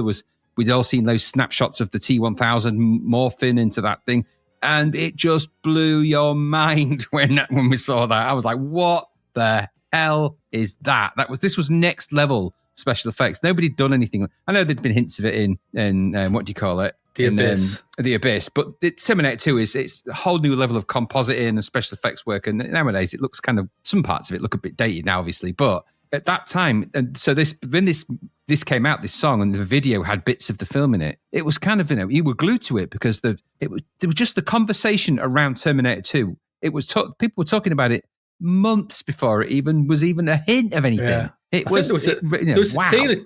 there was a teaser trailer that came out for it in 1990. So it's just there was, because there was the famous skull, the silver skull, and the dun dun dun dun dun. Yeah. But just it's hard to explain now because you don't really get it. Films don't have this kind of thing anymore because of the nature of what's happened with COVID and the world we're in. But the big spectacle films like Terminator 2 and all of the stuff that was the conversations and the press and all the stuff that was happening, and even we were talking about it months before it came out. I mean, I remember being really excited for that film. Like, all the TV and everyone was talking about it. It was like it's a topic of conversation for months. Yeah. And then that single came out, and it's a great track by Guns N' Roses as well because it's perfect. It is a good song. Yeah, it is a good song. It's really good. Yeah. And then obviously there was clips of that and little tiny snippets in the video, and oh my gosh, it was just that song and that video sold a lot of tickets to the Terminator 2. I'll tell you. Yeah, absolutely. The last films I can think of that probably did that kind of fury were Infinity War and Endgame, weren't they? I suppose the end of them out. They were massive, and there was a lot of conversation. But there was, but I think there was already a lot of Marvel conversation. I mean, Terminator 2 only had Terminator. True. Yeah, true. Simpler times back then, wasn't it? Simpler times. We didn't have to go through 19 films. Well, exactly. But I just think simpler, but also just I think because it was ahead of its time in terms of they just did stuff in that film that was a first, and everyone was excited. True. Everyone was excited for everybody. I mean, it was just blowing people's minds. That film. Yeah. Well, the talk of it. Anyway. Maybe the next one after that was Jurassic Park. Yeah. Oh, absolutely. Yeah. When people talked about those dinosaurs. No, absolutely no. I think I would say you're bang on there. Jurassic Park. Yeah. That to this day, people still ooh and ah at some of those scenes in that dinosaur. Yeah, absolutely right. Absolutely. And at number 12 is "Are You Mine" from "You Could Be Mine," but "Are You Mine" by Bros. Black and white. It's black and white. This video. That's all I've got to say about you just know it. Taking a leaf from George Michael, I think, a little bit. A falsetto leaf as well, so quite a high leaf. Moody, wasn't it, that? With dizzyfying camera work. But it has, I noted, a proto Take That vibe about the song. You know, you could put Gary Barlow in there. You'd have to, tweak his diddler to get him to sing that high. He's on his diddler. A bit of a Carry On joke for those that know all about Carry On movies. I don't want to think about Gary Barlow's diddler. But you'd have to tweak his diddler to get him to sing that high. But it does sound like I'd take that song. Or just tell him to pay his taxes. Well, I thought he did pay his taxes. How did he get from A to B? Hey. Anyway, number 28, "I Like It" by DJ H featuring Stefy. I bet you didn't. I really didn't. Bloody awful. House piano was immediate turn off, and then the shit chroma key. Yeah, ding, off. Yeah, absolutely. I did not like it. Rubbish. Number 30 is "Bitter Tears" by INXS. That's what the record company execs were shedding at this point, right? Thinking, what happened? Well, we signed them and they were really good. And then they got boring, famous and bland. Well, I think what they decided at some point is like, you know what, we're not going to be INXS anymore. We're going to become our own tribute band. We're going to self-tribute. So they became a tribute version of themselves, but they went like a Simple Minds tribute version. So they got it wrong. The tribute to themselves wasn't accurate. They're as bland as a spreadsheet. They are, in fact, in Excel.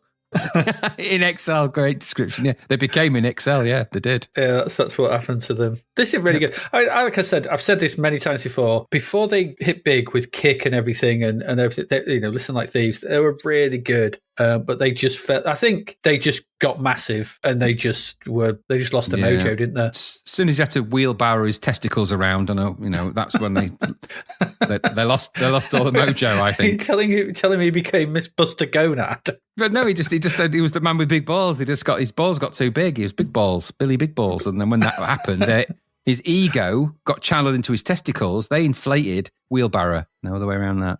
Seen it happen 1,000 times. You'd be surprised how often we've heard that story. It's the age-old story. Ego gets big, testicles inflate, wheelbarrow needed, Absolutely. Bobby down the road, he's had a promotion and he's round wanting to borrow the wheelbarrow. Exactly. It's the boy meets girl of the famous person world story, really. Bobby Big Balls and his Wheelbarrow of Doom. That was the first band name, but they just settled on INXS. Yeah, absolutely. And then in Exile. In at number 31 is "Let the Beat Hit 'Em" by Lisa Lisa and Cult Jam. Samples everywhere.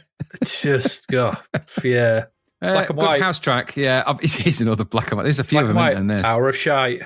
Yeah, it is. I mean, it's of its archetype. It's not a bad one, but that video is incomprehensible.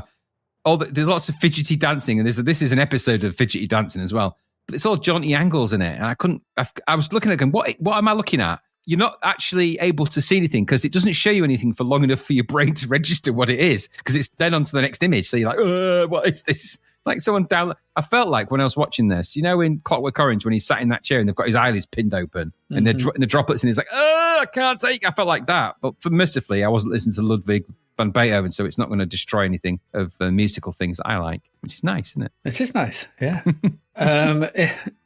In at number 36 is Love and Understanding by Cher. Yeah, where she looks de-aged before we even had technology to do it. Yeah, it's quite impressive, isn't it? Yeah. And what happened to her jeans? Within 12 seconds of this video, I know they've got massive holes in them when the video starts, and then about 10 seconds in, they're just shorts. That's shorts. What happens. That's the Cher effect. So you remember in that Star Trek movie, they've got the Genesis effect. And we described what happens as Genesis and what happens with Genesis songs if you play them too loud at any planet. Well, the Cher effect is if you play her music at a certain frequency, it will dissolve denim. DD. Just, yeah. So and she uses it all the time. So she wants to change her clothes. She doesn't change. She just plays the right frequency, and her denim jeans just dissolve before your very eyes. That's it. She's asking for love and understanding for all the pairs of jeans she's dissolved throughout her career. Yes, and she, of course, she's a striking lady and very short shorts. That's what's happening there. Very short. Yeah. They go very short indeed. It's not a particularly great song, though, is it? No, and you notice her jeans have no pockets. And that troubled me, Adrian. Who makes jeans with no pockets? That's the thing for girls, isn't it? They always it's a complaint that they don't make pockets. Girls' clothes don't have pockets mostly. So. All jeans have pockets. Well, theirs don't. Well, this is Cher's jeans, though. Are they real jeans, or is that actually her skin? Is she another one of the denim skins? We've had a few of them before. Nothing wrong with that. But that might be true. Where she's got flaky skin because she's had an allergic reaction to squirrels or something. You never really know, do you? With Cher, anything could happen. It's very true. Life and Times of Cher. In at number 44 is Infiltrate 202 by Alternate. A loathsome trip into the annoying world of the rave scene, Adrian, with accompanying fidgeting crazes. A demelodious trip down Sampler Avenue with some clown playing a bon tempi all the way through, accompanied by the periodic releasing of a wasp. Arse. I just wrote nope. Yep. That's what it is. It's awful. I never liked Alternate anyway, but this is awful even by their standards, so no. Yeah. In at number 57 is Shadow Time by Susie and the Banshees. Oh, what happened with these, honestly? Goodness. Oh, I don't know. No, it's dreary, isn't it? You've written it right here. But to me, this could be Texas. Yeah, it's a terrifying And is there thought. anything more damning to say about Susie and the Banshees in that they sound like Texas? No, I mean, they've long since departed from Planet Punk and landed in some kind of alternative reality where their identity has blended with 88 other non-punk bands. The only thing left I felt in there somewhere, there is a subtle hint of the melancholy that Susie Sue was quite famous. She embodied a kind of melancholy vibe. And I always think of their cover of the Beatles song, Dear Prudence, for that, because it has a Susie and the Banshees vibe about it. And that vibe is there's hints of it left in just the tone of the way she sings. Otherwise, this is just dreary dog shit. Yep. No one wants that. In at number 60 is Monsters and Angels by Voice of the Beehive. Can't believe these are still going. Weird, though, this, wasn't it? Weird track. Yeah, what's the Nighthawks reference in this? Why is it all set in the Nighthawks cafe? I don't know. Painting. I didn't get it. I was like, what? Why? Okay, seems weird. An almost BG-like track with the weird twee vocals, and they're clearly channeling Wilson Phillips in this because it sounds less like Voice of the Beehive and more like Wilson Phillips. Yeah, really weird. Not a good song. However, in at number 72 is Rhythm of the Beast by Nico McBrain. And when I saw this in the charts, and when I was going through the records, I laughed immediately, and I thought we have to have this in. Normally I don't go down, but and I was glad we did because this is shit. But have you ever seen that many cymbals? His drum kit's ridiculous. I think that's all the drums, isn't it? That's every single drum there is. Yeah, not even a cymbal shop has that many cymbals. No one needs them. That many cymbals. It's ridiculous. When you think that Buddy Rich managed with 2. Yeah, exactly. But if you look below the cymbal picture, he's happy. Yeah, he's a chirpy sort, isn't he? He looks happy there. I like what I'm doing, and it's good that you do because nobody else does. No one else does. This is freaking awful. I mean, with that many drums around him, if he just waved his arms around, he'd create some kind of rhythm. I mean, he could be having a bloody some kind of attack, and you wouldn't know, would you? I'm not sure what the purpose of that track is. If it's a solo thing, I guess this because I found a version where he sort of stops halfway through and starts explaining why he's got the drums he's got. It's like Nico McBrain's drum tour. It's really weird. It's like, it's the most boring thing. This is my snare drum. I really like it. Anyway, I put that to one side. It's like listening to Nigel Tufnell explain his drum kit. And these are my cymbals. I hit them with my sticks to make sort of chiming sounds. It's good, that, isn't it? Let's go back to talk about these other toms that I've got. All 19,000 of them. It's like, honestly, it's like Nico McBrain.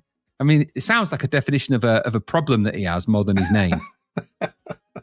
It's just weird. It was awful. The song was crap, though. It was really crap. Like heavy. It's heavy, thunderous, obviously bad key changes and rhythm changes. It's like, I'm going to go from 4/4 to 5/4 now.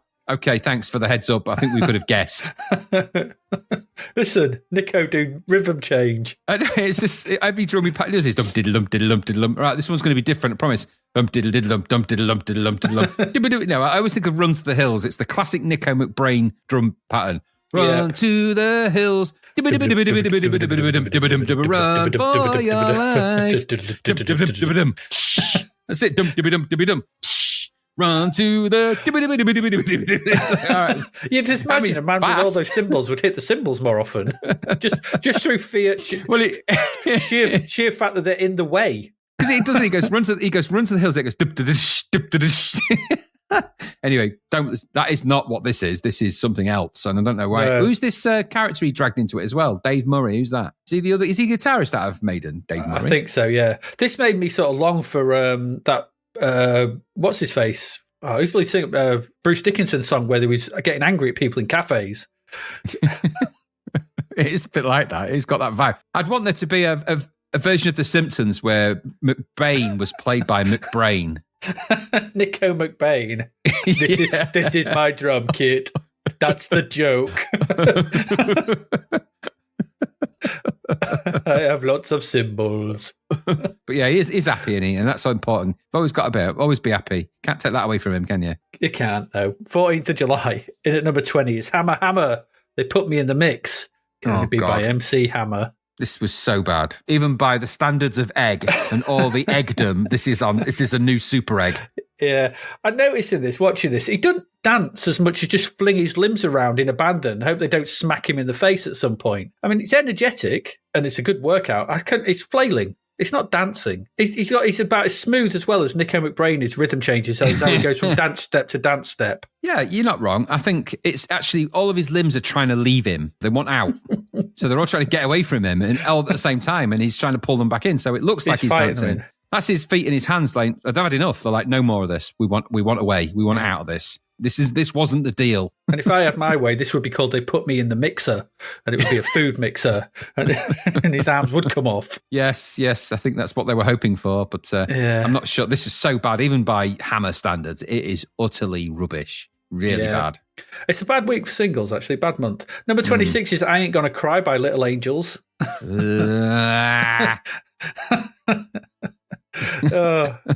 I hate songs like that. Like whiny guitar intro. It led me to having a bad stomach and ears. It is, isn't it? I mean, I know we're in the final stages thankfully, of this god-awful ballad salad, because there's, we did say when the dog egg, of all dog egg tracks of this type is released, that it unleashed the hounds of hell upon us, and we've had nothing but ballad salad for the past, every rock band was saying their final farewell with a ballad. And we've got the king of all the ballads in this particular episode, but this one is just more dog egg. Just go away and don't come back.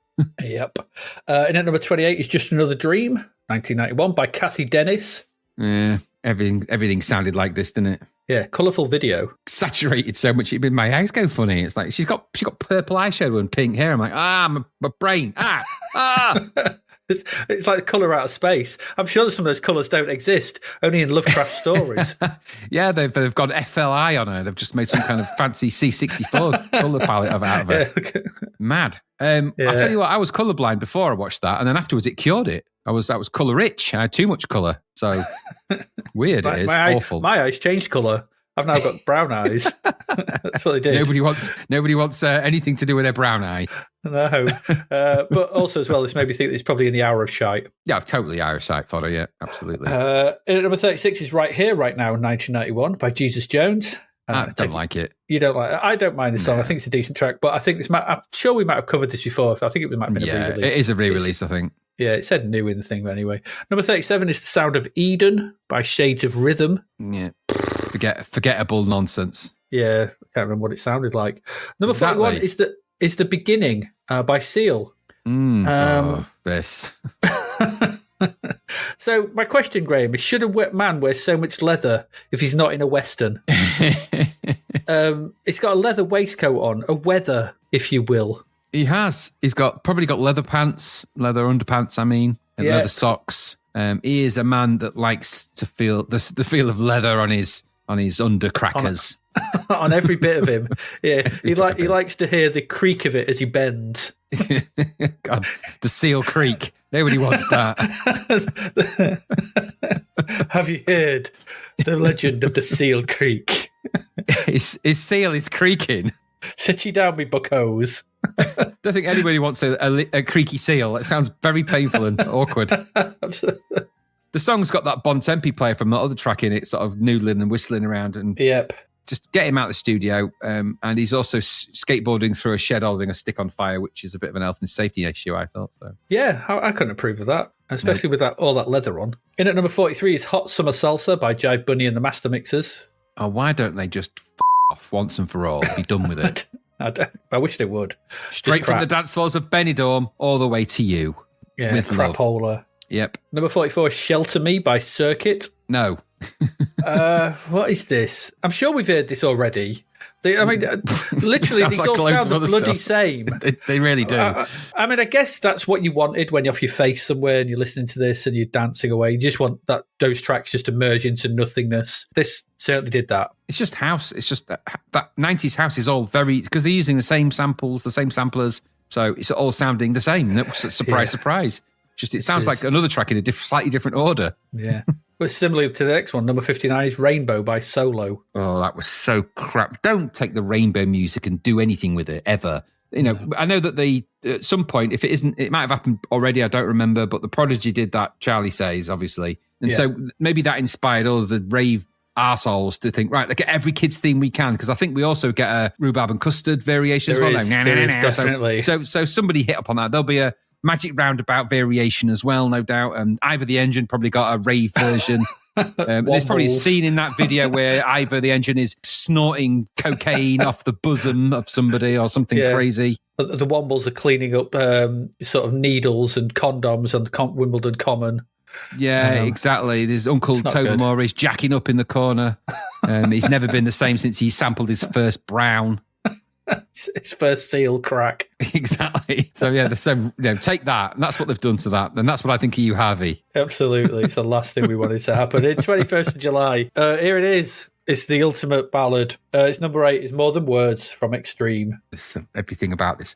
Do you know, I've never liked it, I'll be honest. Okay, no, I've never really liked it. I mean, I'll tolerate it because if it's on and I sit there, but it's not one of those songs that makes me go, oh, it's so beautiful and nice. It's not really that nice. It's a really whingy, endless dirge, epic proportions. And also, it gave rise to the acoustic knobhead. I mean, they were around. Weren't they? But yeah. I had one when I was at university. It was a guy who had an acoustic guitar and was not frightened to take that to every party that there was, house party or otherwise. He'd turn up, there'd be some girls there, obviously. He's trying to impress them. And of course, he'd sit there, get a bulldog clip and pin back his giant long mane of a hairdo, grab his plectrum and start plonking his way through More Than Words, closing his eyes as he was singing it. And I had to resist the temptation at any point during that to take out a big pen and stuff it right in his eye. Not through jealousy or anything like that. I can play that song. It's not difficult particularly. Not through any of those things. Just because to do and to play that in that way, to even emulate the people that sang that, means you're emulating the smugness of the people that were in that video, which means you're hitting smugness at a level which is not allowed when I'm around. So, no. I felt like I was an extreme More Than Words student prevention system. If I got hints of that, then I would have to intervene in some alarming way. And I think that I was doing everyone a service. And I think when we encountered one time, you sent him to the toilet. It's the best thing to do. You preempted it. I did. You knew you knew what he was going to do. At some point, he was going to sit down. There'd be 2 or 3 girls around him, and he was going to break out to say that, and that was, you were preventing him from serious injury, really. So you said off the toilet with you when he went as well. He did go. He went to the toilet. He saved his life that day. Yeah. This is a song that's dated badly for me. Yeah, it's really bad. It has really bad. It remains annoying and trite to this very day, but it's also black and white, another black and white video. And also as well, this video, it reeks of smugness. I hate smugness. Yes. It's really smug, the pair of them. Nuno Betancourt's hair is so shiny, it's off the chart. So the highlights on it are like blinding because it's so shiny. But it just comes through this video is smug. Smug, smug, smug. You know, out Pello's Pello for smugness. Yeah, it does. It is horribly smug. Even that point when he stops the song at a certain point when he's playing, he goes diddle diddle diddle diddle ding, boop boop, and he taps his guitar. I'm thinking, it makes me want to smash guitars, and that's very rare. I'm like, don't, you know, and when you see someone playing it, a cover version in any situation, and they do that bit, or at the end, worse still, Adrian, at the end, they go diddle diddle diddle diddle diddle, and then they go strum the guitar, and then they bend the tip of the neck, so it goes. Wow. I'm like, you are heading for a Hulk smash, mate. That's what you're doing with me around. That even talking about it is aggravating me. I feel like I'm going to have to. It is so bad. Honestly. Let's move on. Too many encounters with idiots that do that song. Ooh. Yep. In at number 9 is Move Any Mountain by the Shaman. Oh, I really like that song. All 9,000 versions of it. Yeah, because we covered this last year, didn't we? There was a version of it that came out. It was the same sort of song that then became this. Yeah. But as you rightly say, Wilson drowned after the filming of this in, was it Tenerife, which is very sad. It always colours the song of it, doesn't it? It does, because I really like this song. I never really liked that guy who goes, who later became the front man, as it were, for this. But in this one, he's gated a little bit. So you do get that kind of rap thing that he does. And it kind of works in this one. But later on, when he's like, ooh, my knees are good, and whatever his name is. Yeah, Mr. C, was it? Or? Mr. C, yeah, I think, yeah. So he was always reined in, wasn't he? And then once he wasn't reined in, it was, anybody got any Rizzlers? Have you got any Veras? Yeah, lovely. He's a good. And they're not. And then, of course, he also did that at Coming At You Like a Seventh Sense, that one. Which... that one. Oh, yeah, I remember that now. Oh, Coming At You Like a Seventh Sense. Bloody idiot. Anyway, in at number 14, Gary's laughing right now, I can tell. In at number 14, he's Jumped to the Beat by Danny Minogue. I think that was their biggest hit, Danny Minogue's biggest hit. More shit from Danny Minogue. This was the Jump to the Beat. Yeah, that one. So it was obviously for the pubby clubby audience of the 90s. It's perfect fodder for them. It was going to get played in the Pier 39, and people were going to be, and in the bar that you went to before you went to the Pier 39. There's no doubt about that. Hour video. Yeah. Well, no, this is an hour of shite. This is the pre-drinks hour of shite. So you're in the pub. Okay. So, in Derby, for example, there was a club called the Pink Coconut, which we've talked about before. But before that, you would go to a pub which was next door to that, and they did a night they called Foreplay or something like that. It was Foreplay at the whatever it was. But you would go to that pub, and that's where they would play that sort of stuff to get you warmed up, ready for the night and all that. Not very good. Not very good. She's off key in that record, by the way, badly. If you listen to it, she's badly off key at certain points because they didn't have auto tune, did they? So they did not. Nope.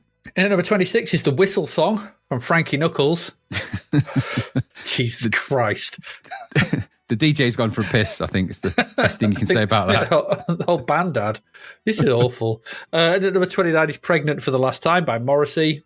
Away with you. With you. None of your stuff is the thing I like, Mr. Morrissey. No. In at number 30 is Winter in July by Bomb the Bass. I really like the video to this. I really like the video, like all the huskies and the wolves and stuff. I thought it was good. Yeah, it's good. Really good. Video. Yeah, very good. And a good little tune. Yeah, not heard it before. Very thick sounded, very heavy drums. In fact, you'll gain weight listening to that. It's the only song actually that carries calorific value. You actually get fatter listening to that song, but that's not such a bad thing. You follow fat beats, man. Fat beats. Yeah. Okay. In at number 34 is Twist and Shout. Coming at you like a seventh sense. Twist and Shout by Deacon Blue. Deacon Blue. Here they are again. Deacon Blue. Trite shite. Yeah, catchy, but then so is chlamydia. Yeah, no one wants that. Not a fan of this saccharine nonsense. No, I don't like it. And that one was particularly, lemon saccharine. I recognised it as soon as you started playing. I was like, oh, it's this thing. Yeah. But from the terrible to the terrible, it's number 37. I'm Too Sexy by Right Said Fred. Shirt, too sexy for this shirt, too sexy for shirts. This was massive, wasn't it? It was Massive. international, massive. This was huge in America and all across the world. Yeah. It was number one in 80 countries or something crazy like that. Bloody There's hell. only 60 countries. So God knows what it was number one in places we don't even named yet. No, true. But it's what it is. I think you're right in you saying that, massive in the gay scene and everything like that. But it was just novelty. World likes a novelty. Novelty record, novelty nonsense. And they were two big strapping lads, weren't they? So they looked like a alternative reality version of the Grant and Phil Mitchell, but like a more camp version. Richard and Craig Fairbrass, the Fairbrasses, yes. This was never done in any seriousness, and they knew that. No. Back then, stupid. So this wasn't taken seriously. In fact, I think they were surprised by its popularity as anybody else, but of course they took advantage of that and followed it up with some stuff. In at number 46 is Go by Moby. Yeah, I think Gary really liked this track, as I recall. He was a big Moby fan, I think. Yeah, and it's like it is the strings and melody from Twin Peaks. Yeah, I'm pretty sure it is. I don't think it's aged particularly well in the context of dance music that I like, but it is good what it's doing, and it is very different. At least it isn't just more of the same sample core rhetoric guff that we've been hearing. It is different to that. Yeah, I'm not a big fan of this. I mean, I'm probably like a lot of people got into Moby when he did his Play album. Yeah, which I think is where excellent. People found him. Yeah, I think he was just a bit too dancey, too into that sort of stuff for me at this stage. He's very clever, obviously, very, very talented musician and everything. Absolutely. But that Play album is really, really good. Yeah, and I mean, he produces and does a lot of this. At this time, he did a lot of it in his own mini studio in his sort of flat in, I think it was New York or wherever he was. But he very much the very model of what is now would be classed as a kind of someone doing a lot of the mixing and stuff on DAW software in their bedrooms. He was kind of pioneering that way long ago. Yeah. Number 47 is Love Conquers All by ABC. This is awful. It's really black and white crap in it. The video was just more 90s cliche crap, but the lyrics for this song are off the chart crap. I mean, even by any standards. Making like a Romeo, making on a Juliet, she said. Maybe you're a Montague, maybe you're a Capulet. Maybe you don't trust me yet. Let me light your cigarette. Be you shark, be you jet. Never forget that. He's got jet. It's got the rhyming thing of et all the way through, and then ends on that. He's got jet in there. I mean, maybe. I don't need to. There might be more lyrics. No, there's way more than that. I'll put the lyrics in the show notes if you really want to read them, but I wouldn't recommend it because you will feel yourself endummen as you listen to it. It's a crap song. So to me, it's like get back in your time and stop shitting up the 90s. Yeah. Absolutely right. Well said. I endorse that product. Just bog off back to the 80s. You had your time. Stop it. Exactly. Nobody wants you around, you silly man. No. Yeah. In number 60s, Time, Love and Tenderness by Michael Bolton. I hate this stupid song. I hate that Bolton. Yeah. Time, Love and Tenderness are the three qualities that Michael Bolton absorbs from anyone that goes near him. Those three things help his hair grow and ensure his voice remains all gravel-like. Yeah. So I'm asking you, are you saying he's like the weeping angels of the pop world? Exactly that, yes. Okay. Because that would explain when you're not looking at him, he constantly gets closer to you. And he's constantly saying, get lost, Bolton. But also, what if he was named after another Lincolnshire town? Michael Grantham, Scunthorpe, Michael Gainsborough? Yeah. He's not going to be as popular with a name like that, is he? No. Michael Stamford? Skegness. Michael Skegness. He must be thankful. Yeah, true. Yeah, I suppose that might be when he's sat in his millionaire mansion smoking his $50 notes. Getting closer to people and stealing their time, love and tenderness. I'm glad I wasn't called Michael Grantham at the end of the day. He's Bolton, isn't he? He's one of the Boltons. Bolton. Possibly a Cylon Welcome Committee. we always have to do the Bolton joke. It's like a rule. We do sort of thing. Bolton. Where is Bolton? Why are they starting to shoot at us? That's just their way of saying hello. They're here to steal our time, love and tenderness. Damn you. Number 61 is Secrets of Success by Cookie Crew. Yeah, so much of this in the 90s. This is a better version of the other stuff, I guess, but there's a lot of it around. Yeah, there is. 28th of July, in at number 26 is Summertime by DJ Jazzy Jeff and the Fresh Prince. Oh, yes, from the time before he slapped people during award ceremonies. Fresh Prince there and Jazzy Jeff doing quite good stuff back then, actually. I mean, this was a big track, wasn't it? This is a big, That's massive. This was Still is. Worldwide massive. Yeah, this popular. is good summer tune. Like, just has a nice vibe and everything. Yeah, and it's absolutely. Even I don't mind this one. I do mind the next one though, because in at number 27, it's "All for Love" by Colour Me Bad. What are they? I don't know. I cast them out. What kind of fresh, clean spirits new horror did you find? You found. I hit the YouTube video up for this, and I was exactly that. I was like being confronted by Regan. I was like, It's like someone had cloned the Bee Gees and it went really badly wrong. They're all these plastic automatons kind of shuffled into the screen, singing this twee ballady thing. I'm like, what are you? I don't know. My lord, this was really bad. Because we seen Colour Me Bad the other week. They did the big track, which everyone knows them for.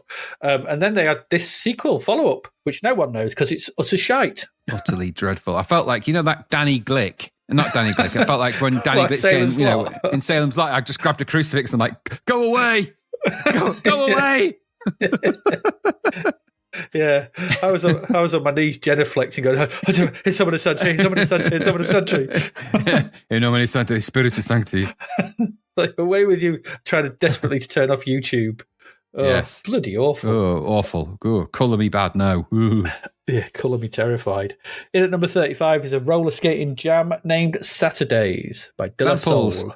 Samples everywhere. Better than average, though, I guess, for this kind of thing. It's exactly what we said about last one. But this is a proper hip-hop track, though, I guess. It's De La Soul, isn't it? It's not for me, but it's De La Soul. So it's always for somebody. Good. Yeah.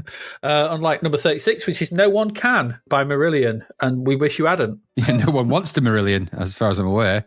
No. The chord progression at the start of this song pissed me off instantly. Why? Because it's such a boring, cliche collection of chord notes. I'm like, And then Budget Travolta appeared, crooning through a series of Adobe plugins. Artax, the lot of them. Into the swamp you go. No one will cry for them, though. No one will cry for them. No one can, because no one can Marillion. No one can. And then, ironically, they'll turn into fish. Marilli-off, as far as I'm concerned. Yeah, so boring. So boring. In at number 36 is Every Heartbeat by Amy Grant. She just keeps pumping out them tracks, but it can't be stopped. No, so inoffensive. Yep, absolutely. It's harmless, but it's also forgettable. I can't remember what it sounded like now. It's like as soon as you hear it, you forget it. Halfway through the song, I didn't know what I was listening to. I've forgotten. Forgotten. Absolutely. And finally, at number 58 is You Are the Way by the Primitives. I think they've lost theirs, that's for sure. Yeah, it's a bit of a nothing song, isn't it? Yeah, it's the one off it's the first song off their last album as well, which just kind of tells you everything. Yeah. Let's go through the albums. 7th of July, in at number 2 is Greatest Hits from the Jam. Yep. Yeah, greatest strawberry, hits. Blackcurrant, all the popular flavours. Raspberry. In at number 4 is Hey Stupid by Alice Cooper. Hey, Stupid. Look at the guests on that album. Let's have a look. Lance Bulens.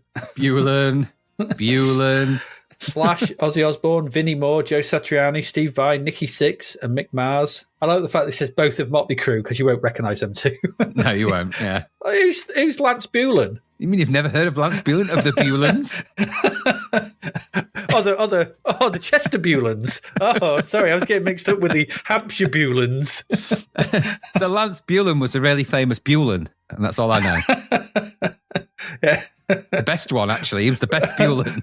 Brother to Freddie. And, when in the infamous Battle of the Bulens, which happened back in the dark days of Bulen, in the city of Bulen, for that matter. It predates the Civil War. It's what actually started the Civil War. There was the Great Fight of the Bulens, which led to the schism between the North and the South. Exactly. Well, as we call them, the Nolans and the Bulens. So the Nolans were from the North and the Bulens were from the South.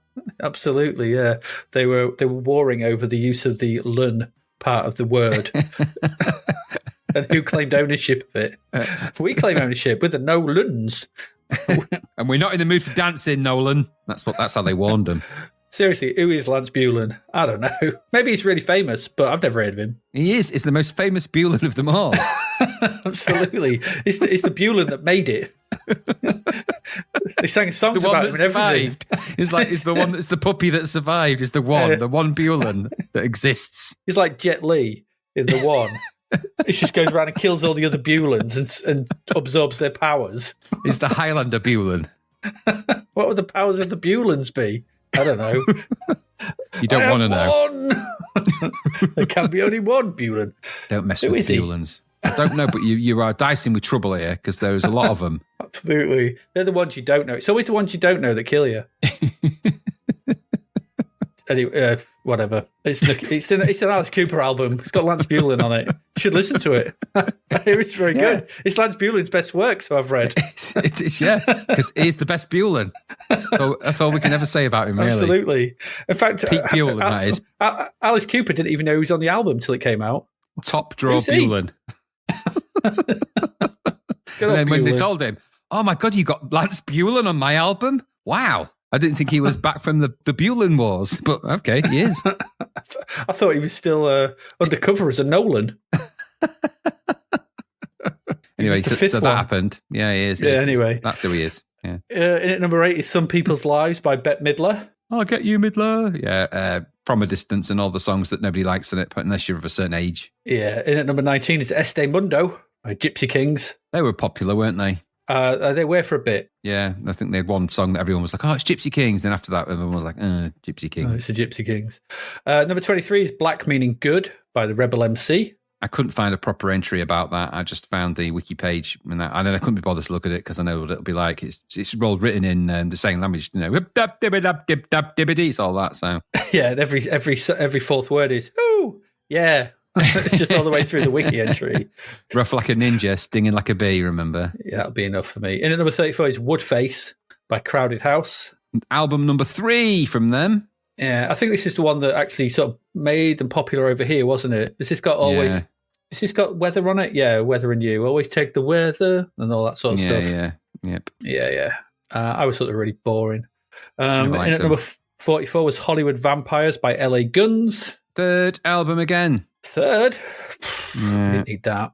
In at number 68 is The World Outside by the Psychedelic Furs. Probably quite good. I've not heard it, though. No, 7th studio album from them. Another of those bands we've kind of kept going. We should listen to them, and then never have. Yeah, I must make a point of that. I won't.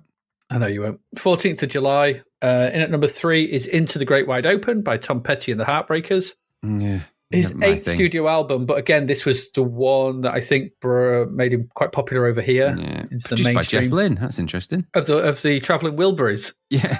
In fact, this is 2 of the Wilburys, isn't it? Passing the Wilbury. Exactly. The head Wilbury, actually. Absolutely, yeah. He gave him the Wilbury, but just before it was stolen by the Bulen. The Bulen. It's now just the Bulen. He stole in and stole. Who's got the Wilbury? Pass me the Wilbury. The Bulen took it. The Bulens have killed all the Boltons. It's just the Bulens now. It's just the Bulens. In at number 13 is Attack of the Killer Bees. Or is it BS? Very clever. See what they've done there, Graham? It's very clever. Very clever, that, yeah. Very clever. That's by Anthrax. Yeah. Compilation album of B-sides, you see. Very clever. Very clever. Yeah, I like it. The B's in the album title refers to B-sides. Of course it does. Does it? Oh. Thanks, Great. Wikipedia. People who write these things on Wikipedia must think everyone that reads them is stupid. Well, they do. Yeah, that's a safe assumption, I think. Yeah. In at number 59 is Divinals by the Divinals. It is. 4th album from them. 4th studio album. Aussie band. Yeah, I only know one for one song only, I'm afraid, in the UK. We didn't really get much coverage after that. We did not, no. 21st July, in at number 4 is Spellbound by Paula Abdul. I wanted that to be her spoken hummed word version of Rob Hubbard's music for Spellbound, but it wasn't.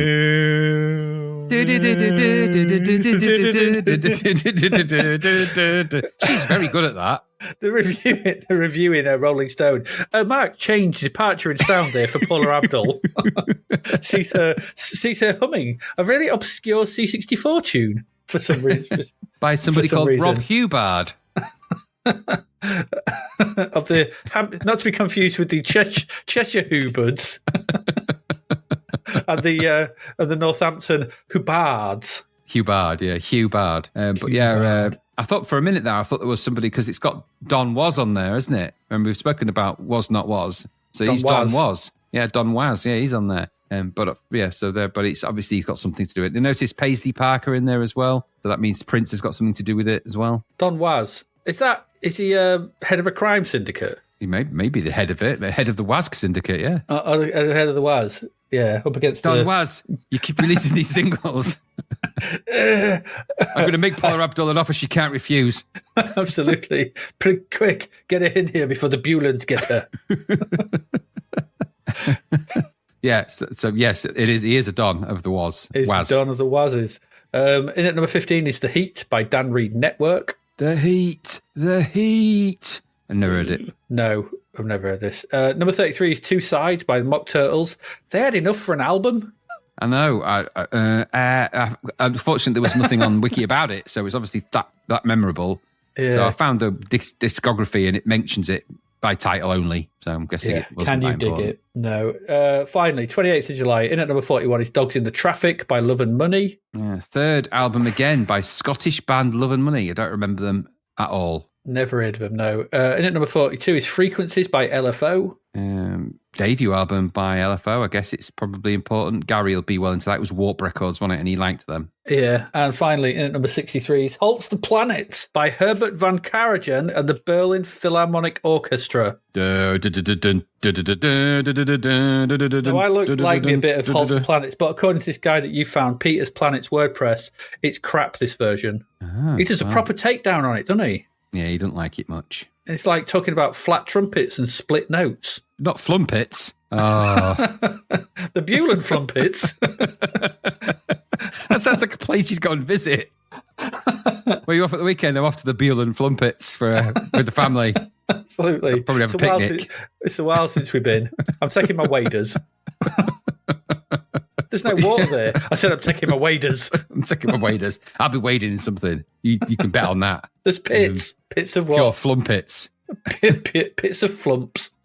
But yeah, scarily, yeah, he does get a bit angry about that, doesn't he? But, you know, what, you can't, so what? It's, you know, you do better then. Yeah, you wave a stick better. Yeah, you get an orchestra together and you play it better than Mr. Peter's Planet's cleverness. Anyway, that's the music. Wasn't very good. We're going to go away and take a quick break, avoid the Bulens, and come back. And we've still got 2 more games to get through this week. So please do stay with us.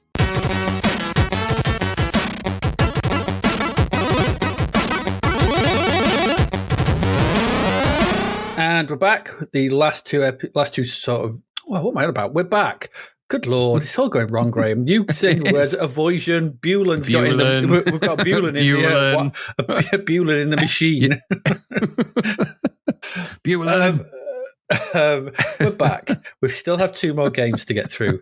The first of those is over to you, Graham. It is called Security Alert. Tell us all about Security Alert. A game where you have to avoid the Bulens at all costs. So this is Security Alert. £11.50 in the random price riddle me read that has become the 1991 price landscape for C64 games. Mm-hmm. This scored a 74%, which is a big 3/4 score, isn't it, in Zap? Yeah. And this was published by First Star Software. We hadn't seen them around for a while. No, we have not. Balderdash themselves and Spy vs. Spy, they're kind of famous for, really. I think are the big 2, amongst many others, I suppose. This is developed by Livesay Technologies. That's designed by Fernando Herrera. I haven't had him for a while, have we, either? Now, he did a game called Astro Chase back in 1984 and a game called Bristles back in 1983. He's been around a while as Fernando Herrera. The coder was Mike Livesay. He did the Heist and the Arcade Game Construction Kit, neither of which I'd even heard of. No. And the graphics are Walter Mayers, and the musician here, David Schroeder and Mike Livesay. So it's the First Star bunch. They've been brought out of their time cocoon and woken up and remembered that they had a game that they hadn't released, it seemed to me. It's a bit strange, this, all very strange. So what's this all about then? Well, Adrian, let me ask you a question. Have you ever wanted to live the exciting life of a master spy? No. Well, you're no Bulen. I'm not, I can safely say. Finally, you can experience the thrill on your computer. Security Alert is a fully animated strategy adventure game. You will have the opportunity to penetrate the defenses of a bank, a research institute, a jewelry store, a museum, and even a foreign embassy. Using multiple perspective graphics with both top and side view, you will have to find your way through more than 1,400 rooms. You will face some of the most advanced security defenses in the world. Hidden cameras and microphones, infrared beams, motion and heat detectors, weight-sensitive floors, and much, much more. Don't worry, you are equipped with some high-tech gadgets of your own. Any Master Thief knows that he must prepare for his mission, so before you dive into the game, spend some time reviewing the information in this manual. Good luck, adventurer. So there lies the scene of this game. So this is actually quite a neat little thing, actually, in some ways. This has a bit of a throwback feel to it. So when you first start the game, you get kind of a little sort of, I guess I call it an intro sequence, but it is. There's what looks like almost a Maniac Mansion style view of a room with a character that is obviously you wandering backwards and forwards and then, getting caught. And there's just stuff happening in a kind of a track sequence with a scrolly message, but it's quite nice that it has that. Once you get past that and you've pressed this to initiate the game, you'll go into what is a selection screen where you can choose the novice, intermediate, or expert level, which is the 3 choices you have. And then there are indeed the locations, which are jewelry store, museum, bank, research, science lab, like research station, and embassy. The idea of these games is that you've got to break in and steal stuff out of the saves and sort of complete and sneak around and sort of do that. And that's what it's about. You're a master thief in this game, and the idea is that you go in and steal some stuff. Otherwise, defeating all of their security measures and getting in and out with all of the loot and all of the various things. Is your way going to be simple to do that? No, it isn't. Each of these various stores, if you like, are replete with complex doors that are locked, saves that need cracking, all the various sensors and things like that on the walls. And you've got to try and navigate and crawl, jump, and otherwise avoid those, as well as cracking safes along the way, bypassing certain security systems. There's a lot to do in this game, a lot to do. Yep. And you've got to do it all real sneaky-like, because if you get caught by any of the security droids that patrol, or if you get seen by any cameras, you are going to set off alarms. Alarms are not good in this game. Have you ever known an alarm to be good? No. A siren to be good? And if you end up getting caught, well, you're going to get shoved in the back of a van and it's game over for you and over to the prison cells you probably end up, I guess, courted. So the idea is to not get caught and do not set off a security alert. In fact, avoid doing that at all costs. So you'll start the game, and once you've chosen, I chose the novice view and I chose the jewelry store to start off with. And there's actually in the manual, there's another handy guide for how to play the game. The idea of this game is that you're going to move your player around the screen in the main window, and I'll discuss what that looks like in a moment because there's 6 major components to that. But the idea is that you're going to move around this and navigate this space and then defeat the various alarms and systems and sneak around and get further and further into this thing and eventually crack all the saves and steal all the stuff and build up your score profile, which is quite exciting, isn't it, to do that? Reminded me of there was another game where you was planning a bank robbery and we had quite a lot of fun with that back in the day. They stole $1 million. Yeah. So I don't think this leans into that as much, but it's of that kind of ilk. Bank robbery games, quite high tension, quite interesting in that way. So like I said, the main screen is split into 6 components. In fact, let's just talk about the sort of the graphics and what it looks like. So when you first start the game and you get into it, you're presented with a series of 6 screens. So, and I would call those sort of sections. So from the top left, that's your main window where you see your player in this initial view in the top-down view. So it's an orthographic view, straight down, top-down. On the top right is your memo pad with compass coordinates detailed in there and the score displayed as default. That will change when you do some of the other things in the game, but for now, that's what it displays. Under that is your view control, as you can rotate this view through 180 degrees. So you can rotate the view on the spot and you can turn the view into a side view as well.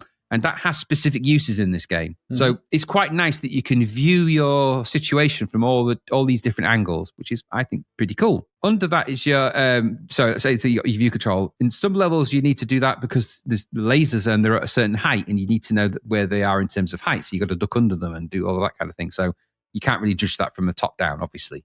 So that's quite neat. Under that is your map view, which is kind of on a computer kind of watch and sort of shows you where the main doors are and where you are and where some of the items are. So you can see in there, for example, where you are compared to where the security droids are and things like that. Very important that you keep an eye out on where they are because they will patrol around and they will see you and follow you around if you're not careful. And then obviously next to that, after you've got past so under that is your kind of computer watch. Then onto the bottom middle is your objects you're carrying. And on the left of that is your eye line. So if you stand next to an object and press the fire button, you'll see what you're looking at in that display, which is normally a safe or one of the security cameras or something like that, or one of the systems that you're trying to bypass or whatever.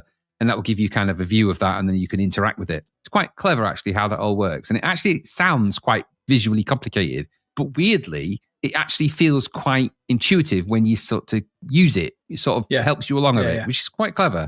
Because initially I thought, oh, this is going to be a nightmare, and it isn't actually that bad to control. And then you can only carry, you can carry 6 objects at any time. You start with a think you got the blue key and you've got another object. I can't remember what that is now, but either way, you've got enough to in that first level to get you through some of the doors. Now, that is in of itself the layout of the game. You control the character with the joystick, and if you press the fire button and pull downwards, you'll then go into a prone crawling position, so you can crawl under things like laser lights and things like that. If you then press the fire button and push up, you will then be stood up and you can run around or walk around. If you then press the fire button and push up, you'll then go into jumping mode where you can then sort of standing jump around. Now, sometimes you'll get caught in that mode and you'll end up, instead of running away from the security choice, you end up sort of jumping away like repeatedly. It's really funny. I did. yeah. And it's sort of easy done until you realize that, this game, there's an initial thing in this game where when you first start, you sort of have a bit of weird panic about it. So you start to sort of panic into doing things. And then until you realize and you settle into the game a little bit and you realize you can actually take your time. You've just got to be careful where you walk in. Try and not set things off. You can sneak around. So you can go all the way around and sort of, the security guard's going to go in a cycle so you can buy yourself time. And you just have to think about how the game's going to work out. So you don't have to sort of take the first safe on. The first safe when you start the very first level is literally right in front of you. And your instincts will be to go and try and crack that safe initially because that's what the instructions tell you to do. But there's a droid coming right towards you immediately and you won't have enough time to explore that. So you'll need to sort of think about, and it gets you thinking about how the game works in cycles and everything else. So, which is quite nice. So like I said, you control the play with the joystick and then those weird combinations. Initially, you walk around the location, the top-down view, and there are, of course, doors and cameras and those security droids patrolling. So you need to be sneaky or timely or both. Some of the doors will open, some will not. So you need to factor that in as you scoot around. Now, if you've got the key, the blue key at the start, for example, and you keep that on you, then all the doors will automatically open. You don't need to get the key and do anything with it. They just automatically open, which is a nice affordance to the player.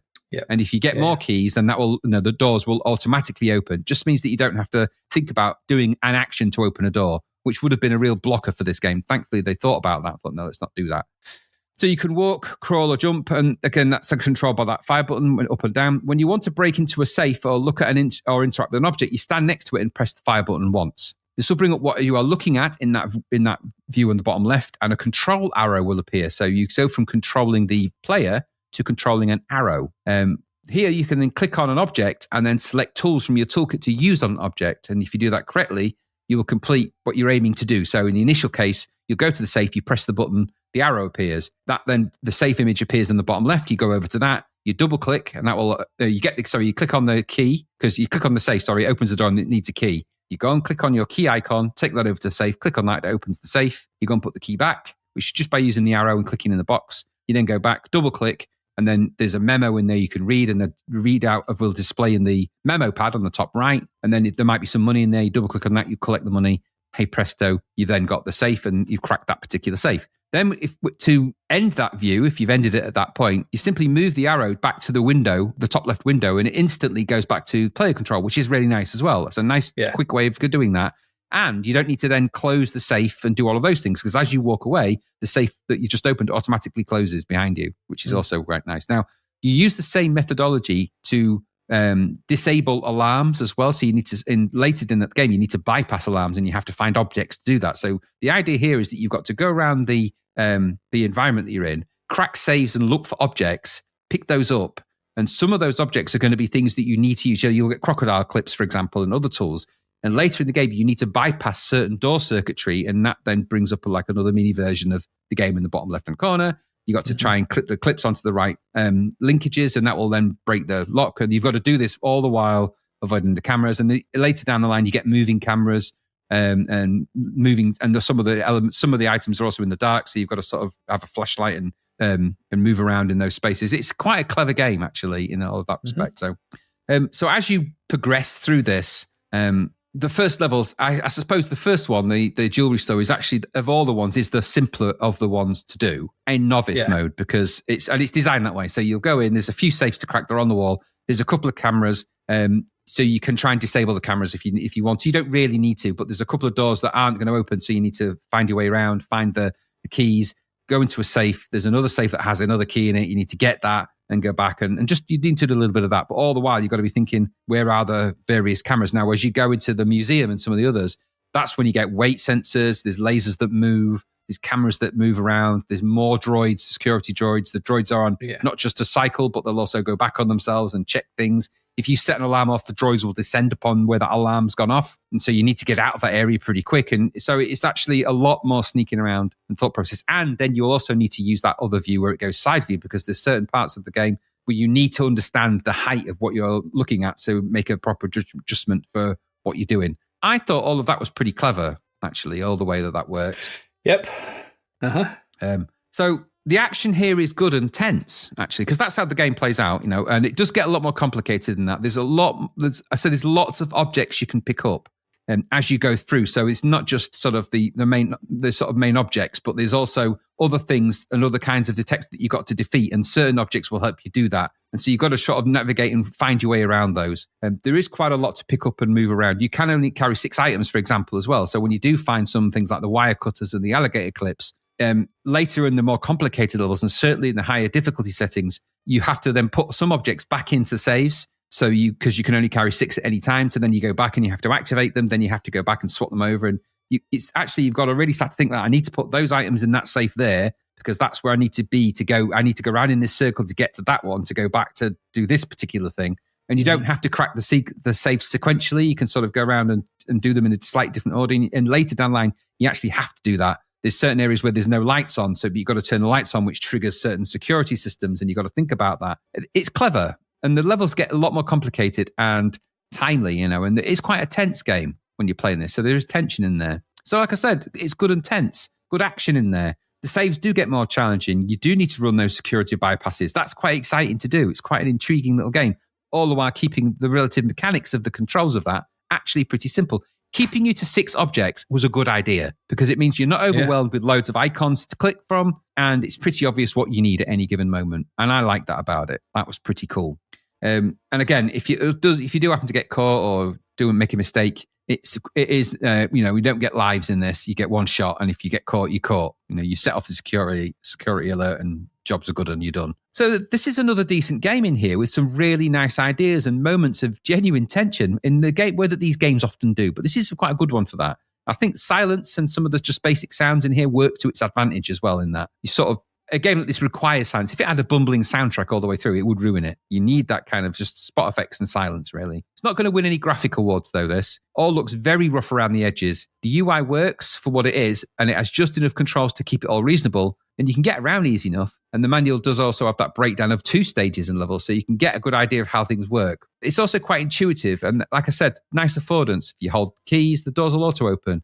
You need to go back to control, you just push the arrow to the box. Those are all really nice things to put in something like this. It's all good. Mm-hmm. You need to get used to how this game moves and turns, and the idea of changing your view is neat. I really like those things as well. It's an extra dimension to the play, which is good. Plus these levels, like I said, they get very complicated. There's more strategy in this game than you would think. Based on that first level, when you go through the jewelry and you think, I'm just going to be, all this is cracking saves. There's a lot more to this than that. And you really have to think about where you're going to be and what happens and where you're going to trick the droids to being, so that you can crack a certain safe, so that you can get the certain key to go over this. It's quite clever like that. The main issue, though, it's just jerky and jolty again. And it sort of detracts from the game again. If those sections of sneaking around had just been smooth, and we've seen this done so many times in other games, it just beggars belief that this isn't, especially from these guys. I mean, I know this is probably the of Boulder Dash is kind of driving some of this in the background, maybe, but it wouldn't be too great shakes to give this a smooth scrolling window, would it? It wouldn't be difficult to do. It's not even like there's a lot going on the screen. No. But because it's got that kind of jerky quality, it affects the dynamics of the way the game operates. It just feels jerkier than it should. And I've no idea why they're not smooth. I don't get it. It would have really changed the dynamics of this game. Add to that, just up the quality of the graphics. This all feels thrown together. Just add some dithering or some shading and a little bit more thought to that UI and just a bit of detail. Look at the game that we played in the last episode, Supremacy. Really nice, just simple UI, icon-based stuff. Just look at that. That interface isn't that far from what we're looking at here. It's just nicely drawn, nicely coloured, just some nice shading. Just needed that attention. I mean, it is 1991. I don't think we're asking for too much, really. If you're going to come out of a coma and make a game, fine. No problem with that. But update your skills. You need to upskill a bit. Yeah, just update the graphics a bit. There's no reason why you wouldn't have just a little bit better, a higher level of graphic fidelity here, especially when you've gone to all the efforts of putting all the logic in for this game, which must be pretty extensive. Now, I believe this was conceived and programmed in 1989, so it wasn't even like it was programmed back in 1987 or something. This is a relatively newish title. Mm-hmm. So I think it's just a shame that the graphic fidelity isn't as good as the game design is. Because the game design is great, but it's just let down like Exile was. It's just let down by the way it's put together. It's not bad programming in sense of the logic. It's just lacking finesse and finishing, which I would have expected by this particular company, I have to say. And they've done better than this in their earlier games. I don't know. If you think of Spy versus Spy, that had better graphics in it. And that's one of theirs. And that's way older than this. And that also used icons and things like that in it as well. So yeah, so there's no real excuse for having this kind of relatively unfinished presentation level at this level for this price in that year at this hour. But all that said, it is a multi-load, and I didn't really notice anything terrible there either. So it's pretty nippy at what it does. It's a nice, well-designed experience. It just lacked the graphic fidelity and the programming finesse that we kind of expect in 1991 on the C64 games. Had it had that, this game would have been a classic. This game would have been a real contender. If it had had supremacy level of graphics, this game would have been fabulous. It would have been really good to play. All those little details matter. They matter. So I like what I played. It did have tension, and if I bypass that fidelity graphics thing in my brain, it's not quite what I don't think it quite hit what it was aiming for, maybe in some ways in terms of its fidelity and its look. But it is a good sneak and thief strategy-ish game. There's a good experience to be had in it if you go with it. It's just jerky and annoying, and I can't easily get past that. But you know what? Maybe you could bypass that with some crocodile clips and some dry seaweed and snot. I don't know. Maybe there's a way. Maybe you can. I was willing to put up with it because I quite enjoyed the game, but I don't think it has the look of a game that's full price in that time. And had this been budget, you might have got away with those graphics. But because it doesn't and it's full price, I think it's just another game that's doesn't have the production it needs in order to make it really good. So it lives in the 70% doesn't it? Which is a shame, I think. What about you? Yeah. There's a weird thing about this game and what it reminded me of, which was the first Resident Evil game. Okay. Because the first Resident Evil game has you wandering about the mansion. For the first section of it, before you go to the labs, you are solving puzzles. You've got item boxes that you can put stuff in. You have a 6-item limit if you're playing as Chris. You have to manage your inventory. So sometimes you got to put stuff in stasis to go solve a puzzle, then come back to get the other bits similar. And bobs. And you're being chased, obviously, by zombies. In this, you're being chased by robot monsters. You have this kind of viewpoint, that it sort of fixed at camera angles in Resident Evil. There's just something about this that made me go, there's something about the sort of lineage here of wandering around, sneaking around a multi-level place. And solving open, because you've got to find keys and stuff in Resident Evil that open doors and only certain keys. There's just something about it that was just, I was like, this feels like an early survival horror type thing, but also stealthy. And it's an interesting, if a little buggy spin on They Stole a Million, as you rightly said, we saw some time back. And I think you're pretty much bang on. In fact, some of the sentences you've said are what I've written. There's some interesting touches to this though. And it's quite interesting. You switch your view from the top down to the side on view to navigate the levels, and the way that needs to be done to solve certain navigational puzzles like the lasers and stuff like that. That's quite good. The way you use your objects and various tools to pilfer the goods in the levels, I think is quite intuitive once you get used to it, and it works quite well. Like just having the key allows you to open doors. You don't have to fanny about that. That's good. But my main problem is exactly what you've said. It's the presentation. The presentation of the game is what lets this down. I applaud the fact that this is something different. And like I said, for Exile, I applaud the ambition. It just lacks in the way it presents itself. So visuals and sounds are all rather rough, jerky scrolling in the game windows, and the sounds are quite harsh on the ears when they sort of hit off. So they're a bit.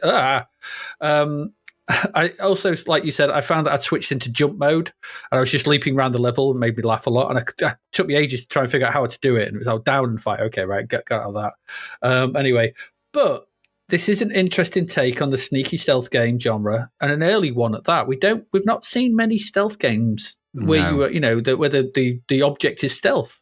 We don't see that very often. So I kind of, I liked, there are other things I liked. I liked the select screen. We're driving around on your bike. Yep.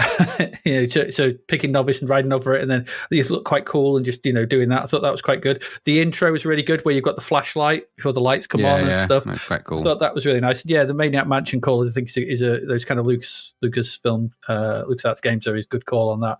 But that was a nice little front end to sort of do that. So there's some really nice elements to this, but the presentation, it's a little more on the presentation of this. This would have been a strong contender for one of those hidden gems we like to find. Proper hidden gems like The Train and Retrograde and games and Die Hard and Project Firestar, the ones we were unaware of, and you find them and you're like, this is ace. And this is nearly ace, because this is nearly really clever, but it's just a little abrasive on the eyes and ears for me. It put me off playing for longer than I did, because that scrolling window is like, you're like, after a while, it gives you a bit of a headache. Yeah. And it's just a bit of a shame, because you get that window scrolling smoothly, and up the ante slightly on some of the sort of the UI elements to make them look a little bit nicer. Supremacy is a good call, show you how you could do that. And you'd have had a really, really cracking game here, but it's the way it looks and sounds puts you off, which is a bit of a shame. But it is a really interesting attempt, though, and I'm glad to see, again, First Star doing something a bit interesting. I mean, Spy vs. Spy was, I could see why people like it, but not for me. But they always do interesting stuff, and this is another interesting game, just not technically where it could be. Yeah, so, a bit more polish. Yeah, absolutely. But still decent. 74%, probably about right, I think. Yeah, go and play it, I think. I recommend everyone that listens go and give that one a go. I think it's quite interesting. see if you can get along with it. You might really get into it. You might overcome them, but for me, it was a bit of a put off. There we go. That's security alert. We still have one more game. So let's get to that.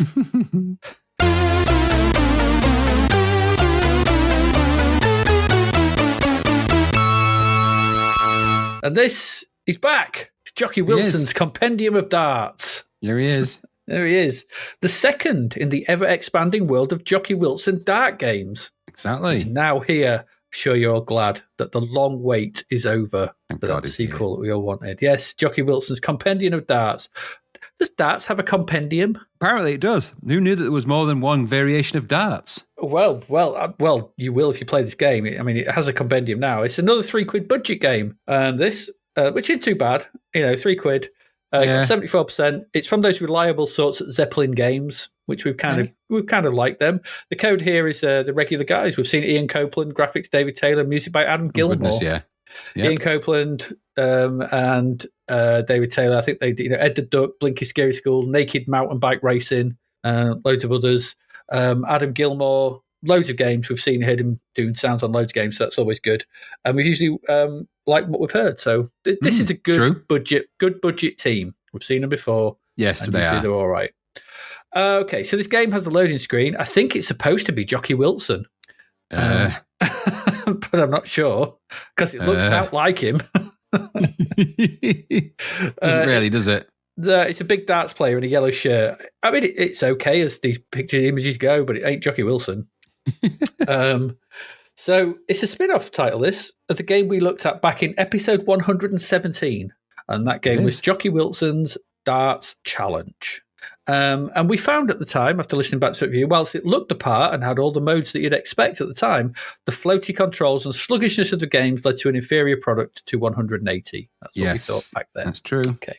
So 2 years on, have they sorted all that out in this new one and made the ultimate darts game on the C64? Well, let's find out. There's a nice front end to this, as there usually is for their games. With a good logo at the top, credits underneath. There's an okay piece of music by Mr. Gilmore. It's solid. It's fine for a front end. It's not, it's all right. There's not much to do. You can press fire. This brings up the options. And there's, you can play 1 or 2 players, which is always nice. So you choose that and enter your name or names. Do all this with a joystick, which is also good to know. Then the difficulty, if you're in single player, and you've got 3 difficulty levels here, from pub to county to international. Okay. And then you get to choose the mode of play. This is where things get odd, right? So you're presented with, I think, 1, 2, 3, 4, 5, 6 options, 6 dart variants. And I'm just going to read these from the instructions, what the modes are. So the first mode is football, okay? So in football, each player must hit a bullseye before they can begin scoring in the match. After the bullseye, the players aim for any double on the dartboard. Every double hit scores a goal. Each player has 3 darts to throw on their visitor board, and the first player to score 10 goals wins the cup. This is very convoluted, but there you go. Darts, then there's dart bowls. The winner of the toss throws a dart at the board. This dart is the jack. Players then throw a single dart each in turn, trying to get as close as possible to the jack. After each player has thrown 3 scoring darts, the computer calculates how close each dart is to the jack. The end is scored as follows. So you get 3 darts nearer to the jack than the opponent. You get 3 points, 2 points, and 1 is 1 point. A jack is then thrown by the player who lost the toss, and the new end begins. The winner is the first player to score 21 points. Then there is scram. The winner of the toss is called the stopper, and the other player is the scorer. The stopper throws 3 darts, and each sector that a dart lands in is put out of play by the computer. The scorer then throws 3 darts, trying to get as high a score as possible from the sectors that have not been stopped. Any darts that land in stopped sectors are lost and do not score. Play continues until the stopper has hit all of the sectors on the board. The players then swap roles. The computer with the highest score wins the leg, and the overall winner of the scram is first player to win 3 legs. Okay. 10 dart century is the next one. Each player throws 10 consecutive darts at the board and tries to score exactly 100 points.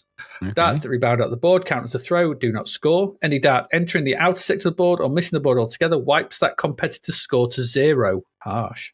The player nearest to 100 wins the leg, with a best of 5 legs deciding the winner. The 5th game is Shanghai. At the start of the game, the computer selects a single sector of the dartboard. Each player then throws 3 consecutive darts, which can only score in the selected area. Points are awarded as follows. Treble sector 3, double 2, single 1. The player with the highest score after shooting at 10 computer-selected segments is the winner. Finally, there's the standard game of 501, with the winner being the first of 3 legs. And that's it. 6 variants of darts. So once you've chosen your mode, you get to choose heads or tails in a coin toss, and the winner goes first. And the game starts. And then this is where it all, well, we might as well travel back to episode whatever it was, because we're right back to the previous game, because this part of the game, this part is exactly the same, down to the colours of the board, the controls, and the UI on the side. It's exactly the same. I played the other one. It's exactly the bloody same. Right. Nothing's changed here. So all those issues we spoke of in the first game, the floaty controls, the dull pacing, the difficulty in aiming your shots, it's all still here. All still here, so all still exactly the same. So it's quite disappointing that all those issues are still present and correct 2 years later. And on top of that, you have the infallibility of Jocky in the single-player mode. Even I played all the games, and I played them in pub level, thinking, I'll have a chance. But he's amazing. He's just ridiculous. He got bull straight away in the opening game, hit 10 tens, just went 10 in 10 dart century. He hit the dart perfect. So he threw a dart in bowls and he hit it. I was like, okay. It's like splitting the arrow, Robin Hood style. It was just silly. And it rendered the single player game and any progression through the difficulty levels meaningless. Because if he's that good in pub, I mean, what's he going to be like in international? I don't even know if there's any difference. So it's well presented, as the games always are. There's nice artwork. When jockeys throw in, there's this, he's sort of seeing from the side, you see his dart going in, and it all looks nice and it plays well. It's not bug free. It's a smooth experience. It's all that. But the gameplay, it's still the same. So it's not engaging because it's slow, boring, and sluggish. And the difficulty level is stupid. I'm quite surprised. Maybe there's something been changed, but I couldn't pick up on it. I can't see there's anything been improved upon here. So even at budget price, this feels a bit cheap. Because even at the budget range, with single player game is pointless because you can't do anything. I played a game of 501. It was 180 from Jocky. I was like, this is ridiculous. It's supposed to be a pub player. You need a mate. You would need a mate into weird darts games to get any enjoyment out of this. If I'd have come round to your house and said, oh, should we play some Jockey's Compendium of Darts and we'll play a bit of Shanghai? You'd have been like, get out my house. Yeah. And never darken my door again, you idiot. So it's just a niche thing because you can't play this single player. And I don't think you're going to get much enjoyment out of multiplayer because who cares? It's quite the task, really. This is disappointing. I looked back at the original. I was like, okay, right, we didn't like it with these problems. I had a look at the screenshots, didn't like it. I see why. Had a play of it. All right, get it. Come to this one. That's exactly the bloody same. And I just found that very disappointing. If you liked the first one, you get on with this because it's the same game just with different rules. And I thought the rules were pretty silly. I don't know, all right in a pub when you're having a bit of a laugh after a couple of pints. Yeah. But here in the here on the 64, this was a stretch too far. Either they had some Jocky Wilson, I think, might have had something over Zeppelin to make them make this game. I don't know, but I don't see the point of this game. At the end of the day, it's still not as good as 180, which is still the get the game to beat. What did you think? Exactly the same, because it's the same problem. I didn't object to the first one. I thought it was, at the time it was if you could handle the control system, you might get something out of it. But that kind of whirly backwards and forwards, you throw in the dart action. This just frustrates you when you're playing it. It means you can't really aim anything. It's just down to more luck and chance because there's no real skill in it. It's just completely random. So you're not really playing darts. And then 180 did have a bit of it had a way of moving the hand so that you could sort of get a proper throw in. This just feels like someone's going, hey, go, hey, and it's like that. And that's the problem I had with the first one. So this is just exactly the same problems. He got 1% more as well, this one, than the previous one, probably for the same reason. It's just another variation of darts with the same game engine behind it. So it has the same problems, which put me off. So I much prefer if I'm going to play a darts game, I'm going to play 180. This looks a lot better on the 16-bit format. The Amiga version looks way better than this. But if it's got that same controls, it'd be the same stupid problem. Although maybe you can use a mouse or something on that. I don't know. But maybe. No, it's not a very good game. Maybe darts players like these variations or something, but you'd go and just to a pub and play them for real. You wouldn't do this. So because you'd want to actually throw the dart where you wanted it to go instead of saying, right, I'm going to play darts. So get out of this pub, you're dangerous. yeah, exactly. You just hit someone in the forehead with your dart. And that's not very nice to do. Yeah, exactly. So it's not for me, this. I don't think there's much appeal to any darts players. Maybe Jocky Wilson's fans will, after watching the infamous Dexter's Midnight Runners on Top of the Pops, where they were singing Jackie Wilson, wasn't they? And they put Jocky Wilson in the background. But maybe after that, they'll go and play this in memoriam to him, because obviously he's sadly passed away. But other than the novelty of it, Jocky Wilson and nod to what was quite an interesting person and darts career, albeit that it was unusual. And other than that, there's no value to this. It's pretty boring, really, and not very good. Not very good at darts. So unusual for Zeppelin, but it is what it is. It is what it is. Exactly right. It is what it is.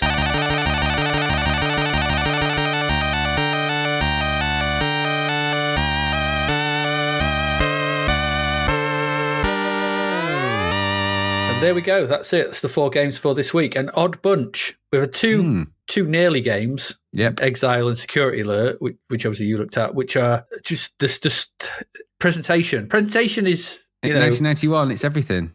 Controls and things like that, could be. And then we had 2 not particularly great games. Lone Wolf was a bit crappy, and Jocky Wilson's Compendium of Darts was a bit pointless. Yep. Aimless, if you pardon the pun. So that's it for this week. You can support us, obviously, as we keep on going. We're getting there with episode 70, issue 75. That we've only got 16 issues left. After my gosh, that's crazy. I know. Can you believe we've 3/4 of a century of issues? We're into when we started this. But if you want to, support us financially, we have our Patreon. It's patreon.com/Zapped to the Past. There's Ko-fi at ko-fi/Zapped to the Past. Obviously, interact on Twitter and all those places, or X, or Blue Sky and Facebook and places like that. So say hello, or leave us a review, which is cool. Just and gets us out and about and gets us seen a bit more, which would be nice, which is always good.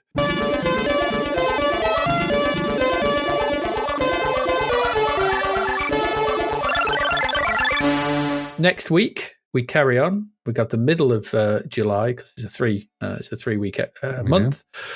We've got 5 games. We've got Gem X, which is the weird manga-y, puzzle-y type thing. Something called Extreme, which I'm really hoping is just you sitting down in the garden to play more than words, while avoiding a big angry man who wants to smash your guitar up. That'll be good. Scooby-Doo and Scrappy-Doo, which I don't know. We've got the C64 version of Hero Quest. Okay. And the weird conversion of Snaps the Power. Random. Okay. I don't think it is Snaps the Power. It's just something called the Power. It'd be funny if it is. You got the power. Like, oh, okay. I don't know what this is about. But anyway, something called the Power. That's what we got coming up next week. Yeah. Anything you wish to add, Graham? Because I think... my only final thoughts, I mean, those two games that we've looked at, it's just interesting that it's a fidelity issue. I wonder if those had been 1987 games, what our feelings would have been the same, or would we have been a little bit more, would our expectations been a little bit lowered? I don't know that it would have been, because scrolling I've been banging on about since the beginning of this podcast, so probably wouldn't have been. But we had drop zone in episode 3. Yeah. I know it. So it seems crazy, but so scrolling is not something the CC Gribbly's Day Out was, Paradroid. These games, Iridium, yeah. Scrolling's not an issue with the C64. It has, as you rightly say, Graham, it has a register for it. What is that register? It does. Well, it's DO16 and DO11 if you're doing up and down and left and right. And there you go. So it has a register to move it. So, it should be able to do that. But, I suppose is masking off the screen tricky if you're doing it in a small window? I don't know. Or is it? No. I don't know. I don't code C64, but I imagine it's not, considering what we've seen with games like Turrican and things like that. Exactly. And all those other games we've seen with loads of good scrolling. And even things like, Gauntlet and things like that, and Avenger, which scrolling forward, multi-directional and stuff. So it's an old thing for the C64 to do if you think about it. Yeah, it really is. And just think of that. What was that? That game where you was a little helicopter backpack and you were going around the caves. That was, Hero. I don't think it was scrolling, but it's the idea of doing those things well isn't outside of the realms of possibility. Airwolf. Yeah, Airwolf. Yeah, exactly. So there's plenty of them. Yeah, there's loads. There are loads. So there we go. I think that's about it. That's it for this month. So, as ever, I have been Adrian Mills. And I have been Graham Lansby. Just Graham. No, Graham Raddings. Yeah. And you have been listening to Beware the Bulen. Stay on the moors. Stay on the moors, lads. Avoid the Bulen. Beware the Bulen. Avoid the Bulen. Stay off the Bulen, lads. Absolutely. Absolutely. And just be wary if your surname is Nolan, I guess, because there'll be a war started. And on that note, I'm going to say goodbye. See you again next week. Goodbye. Thank you for listening to the Zapped to the Past podcast. We hope you enjoyed our deep dive into the world of Commodore 64 games, as well as the music, films and TV from around the 1980s, driven, of course, by the issue of Zap 64 magazine published at that time. We will return with a whole new batch of games and stuff to talk about next week. Until then, if you want to listen to or download previous episodes of Zapped to the Past, and why wouldn't you, they can all be found on our website at zappedtothepast.com, as well as being available on Podbean, Apple Podcasts, Google Podcasts, Spotify, Deezer, Audible, Player FM, and, well, pretty much anywhere where we can upload them. By the way, we do always love to hear from our amazing listeners, so if you'd like to contact us about anything in the podcast or beyond, you can do so by emailing us at zappedtothepast@gmail.com. We're also active on Twitter under @ZapTother, as well as Facebook, Instagram, and most social media platforms. Just search for Zapped to the Past and you'll find us. Oh, and if you like the podcast and what we're doing, please do like, share, review, rate us. It really helps. Something, apparently. The Zapped to the Past podcast is written and produced by Adrian Mills and Graham Raddings, and recorded at Flakybits 2.0 Studio. All opinions expressed are those of the writers, and while we indeed love Zap 64 magazine, the Zapped to the Past podcast is not affiliated with it in any way. Stay safe, see you next time, and remember, we play these games so you don't have to.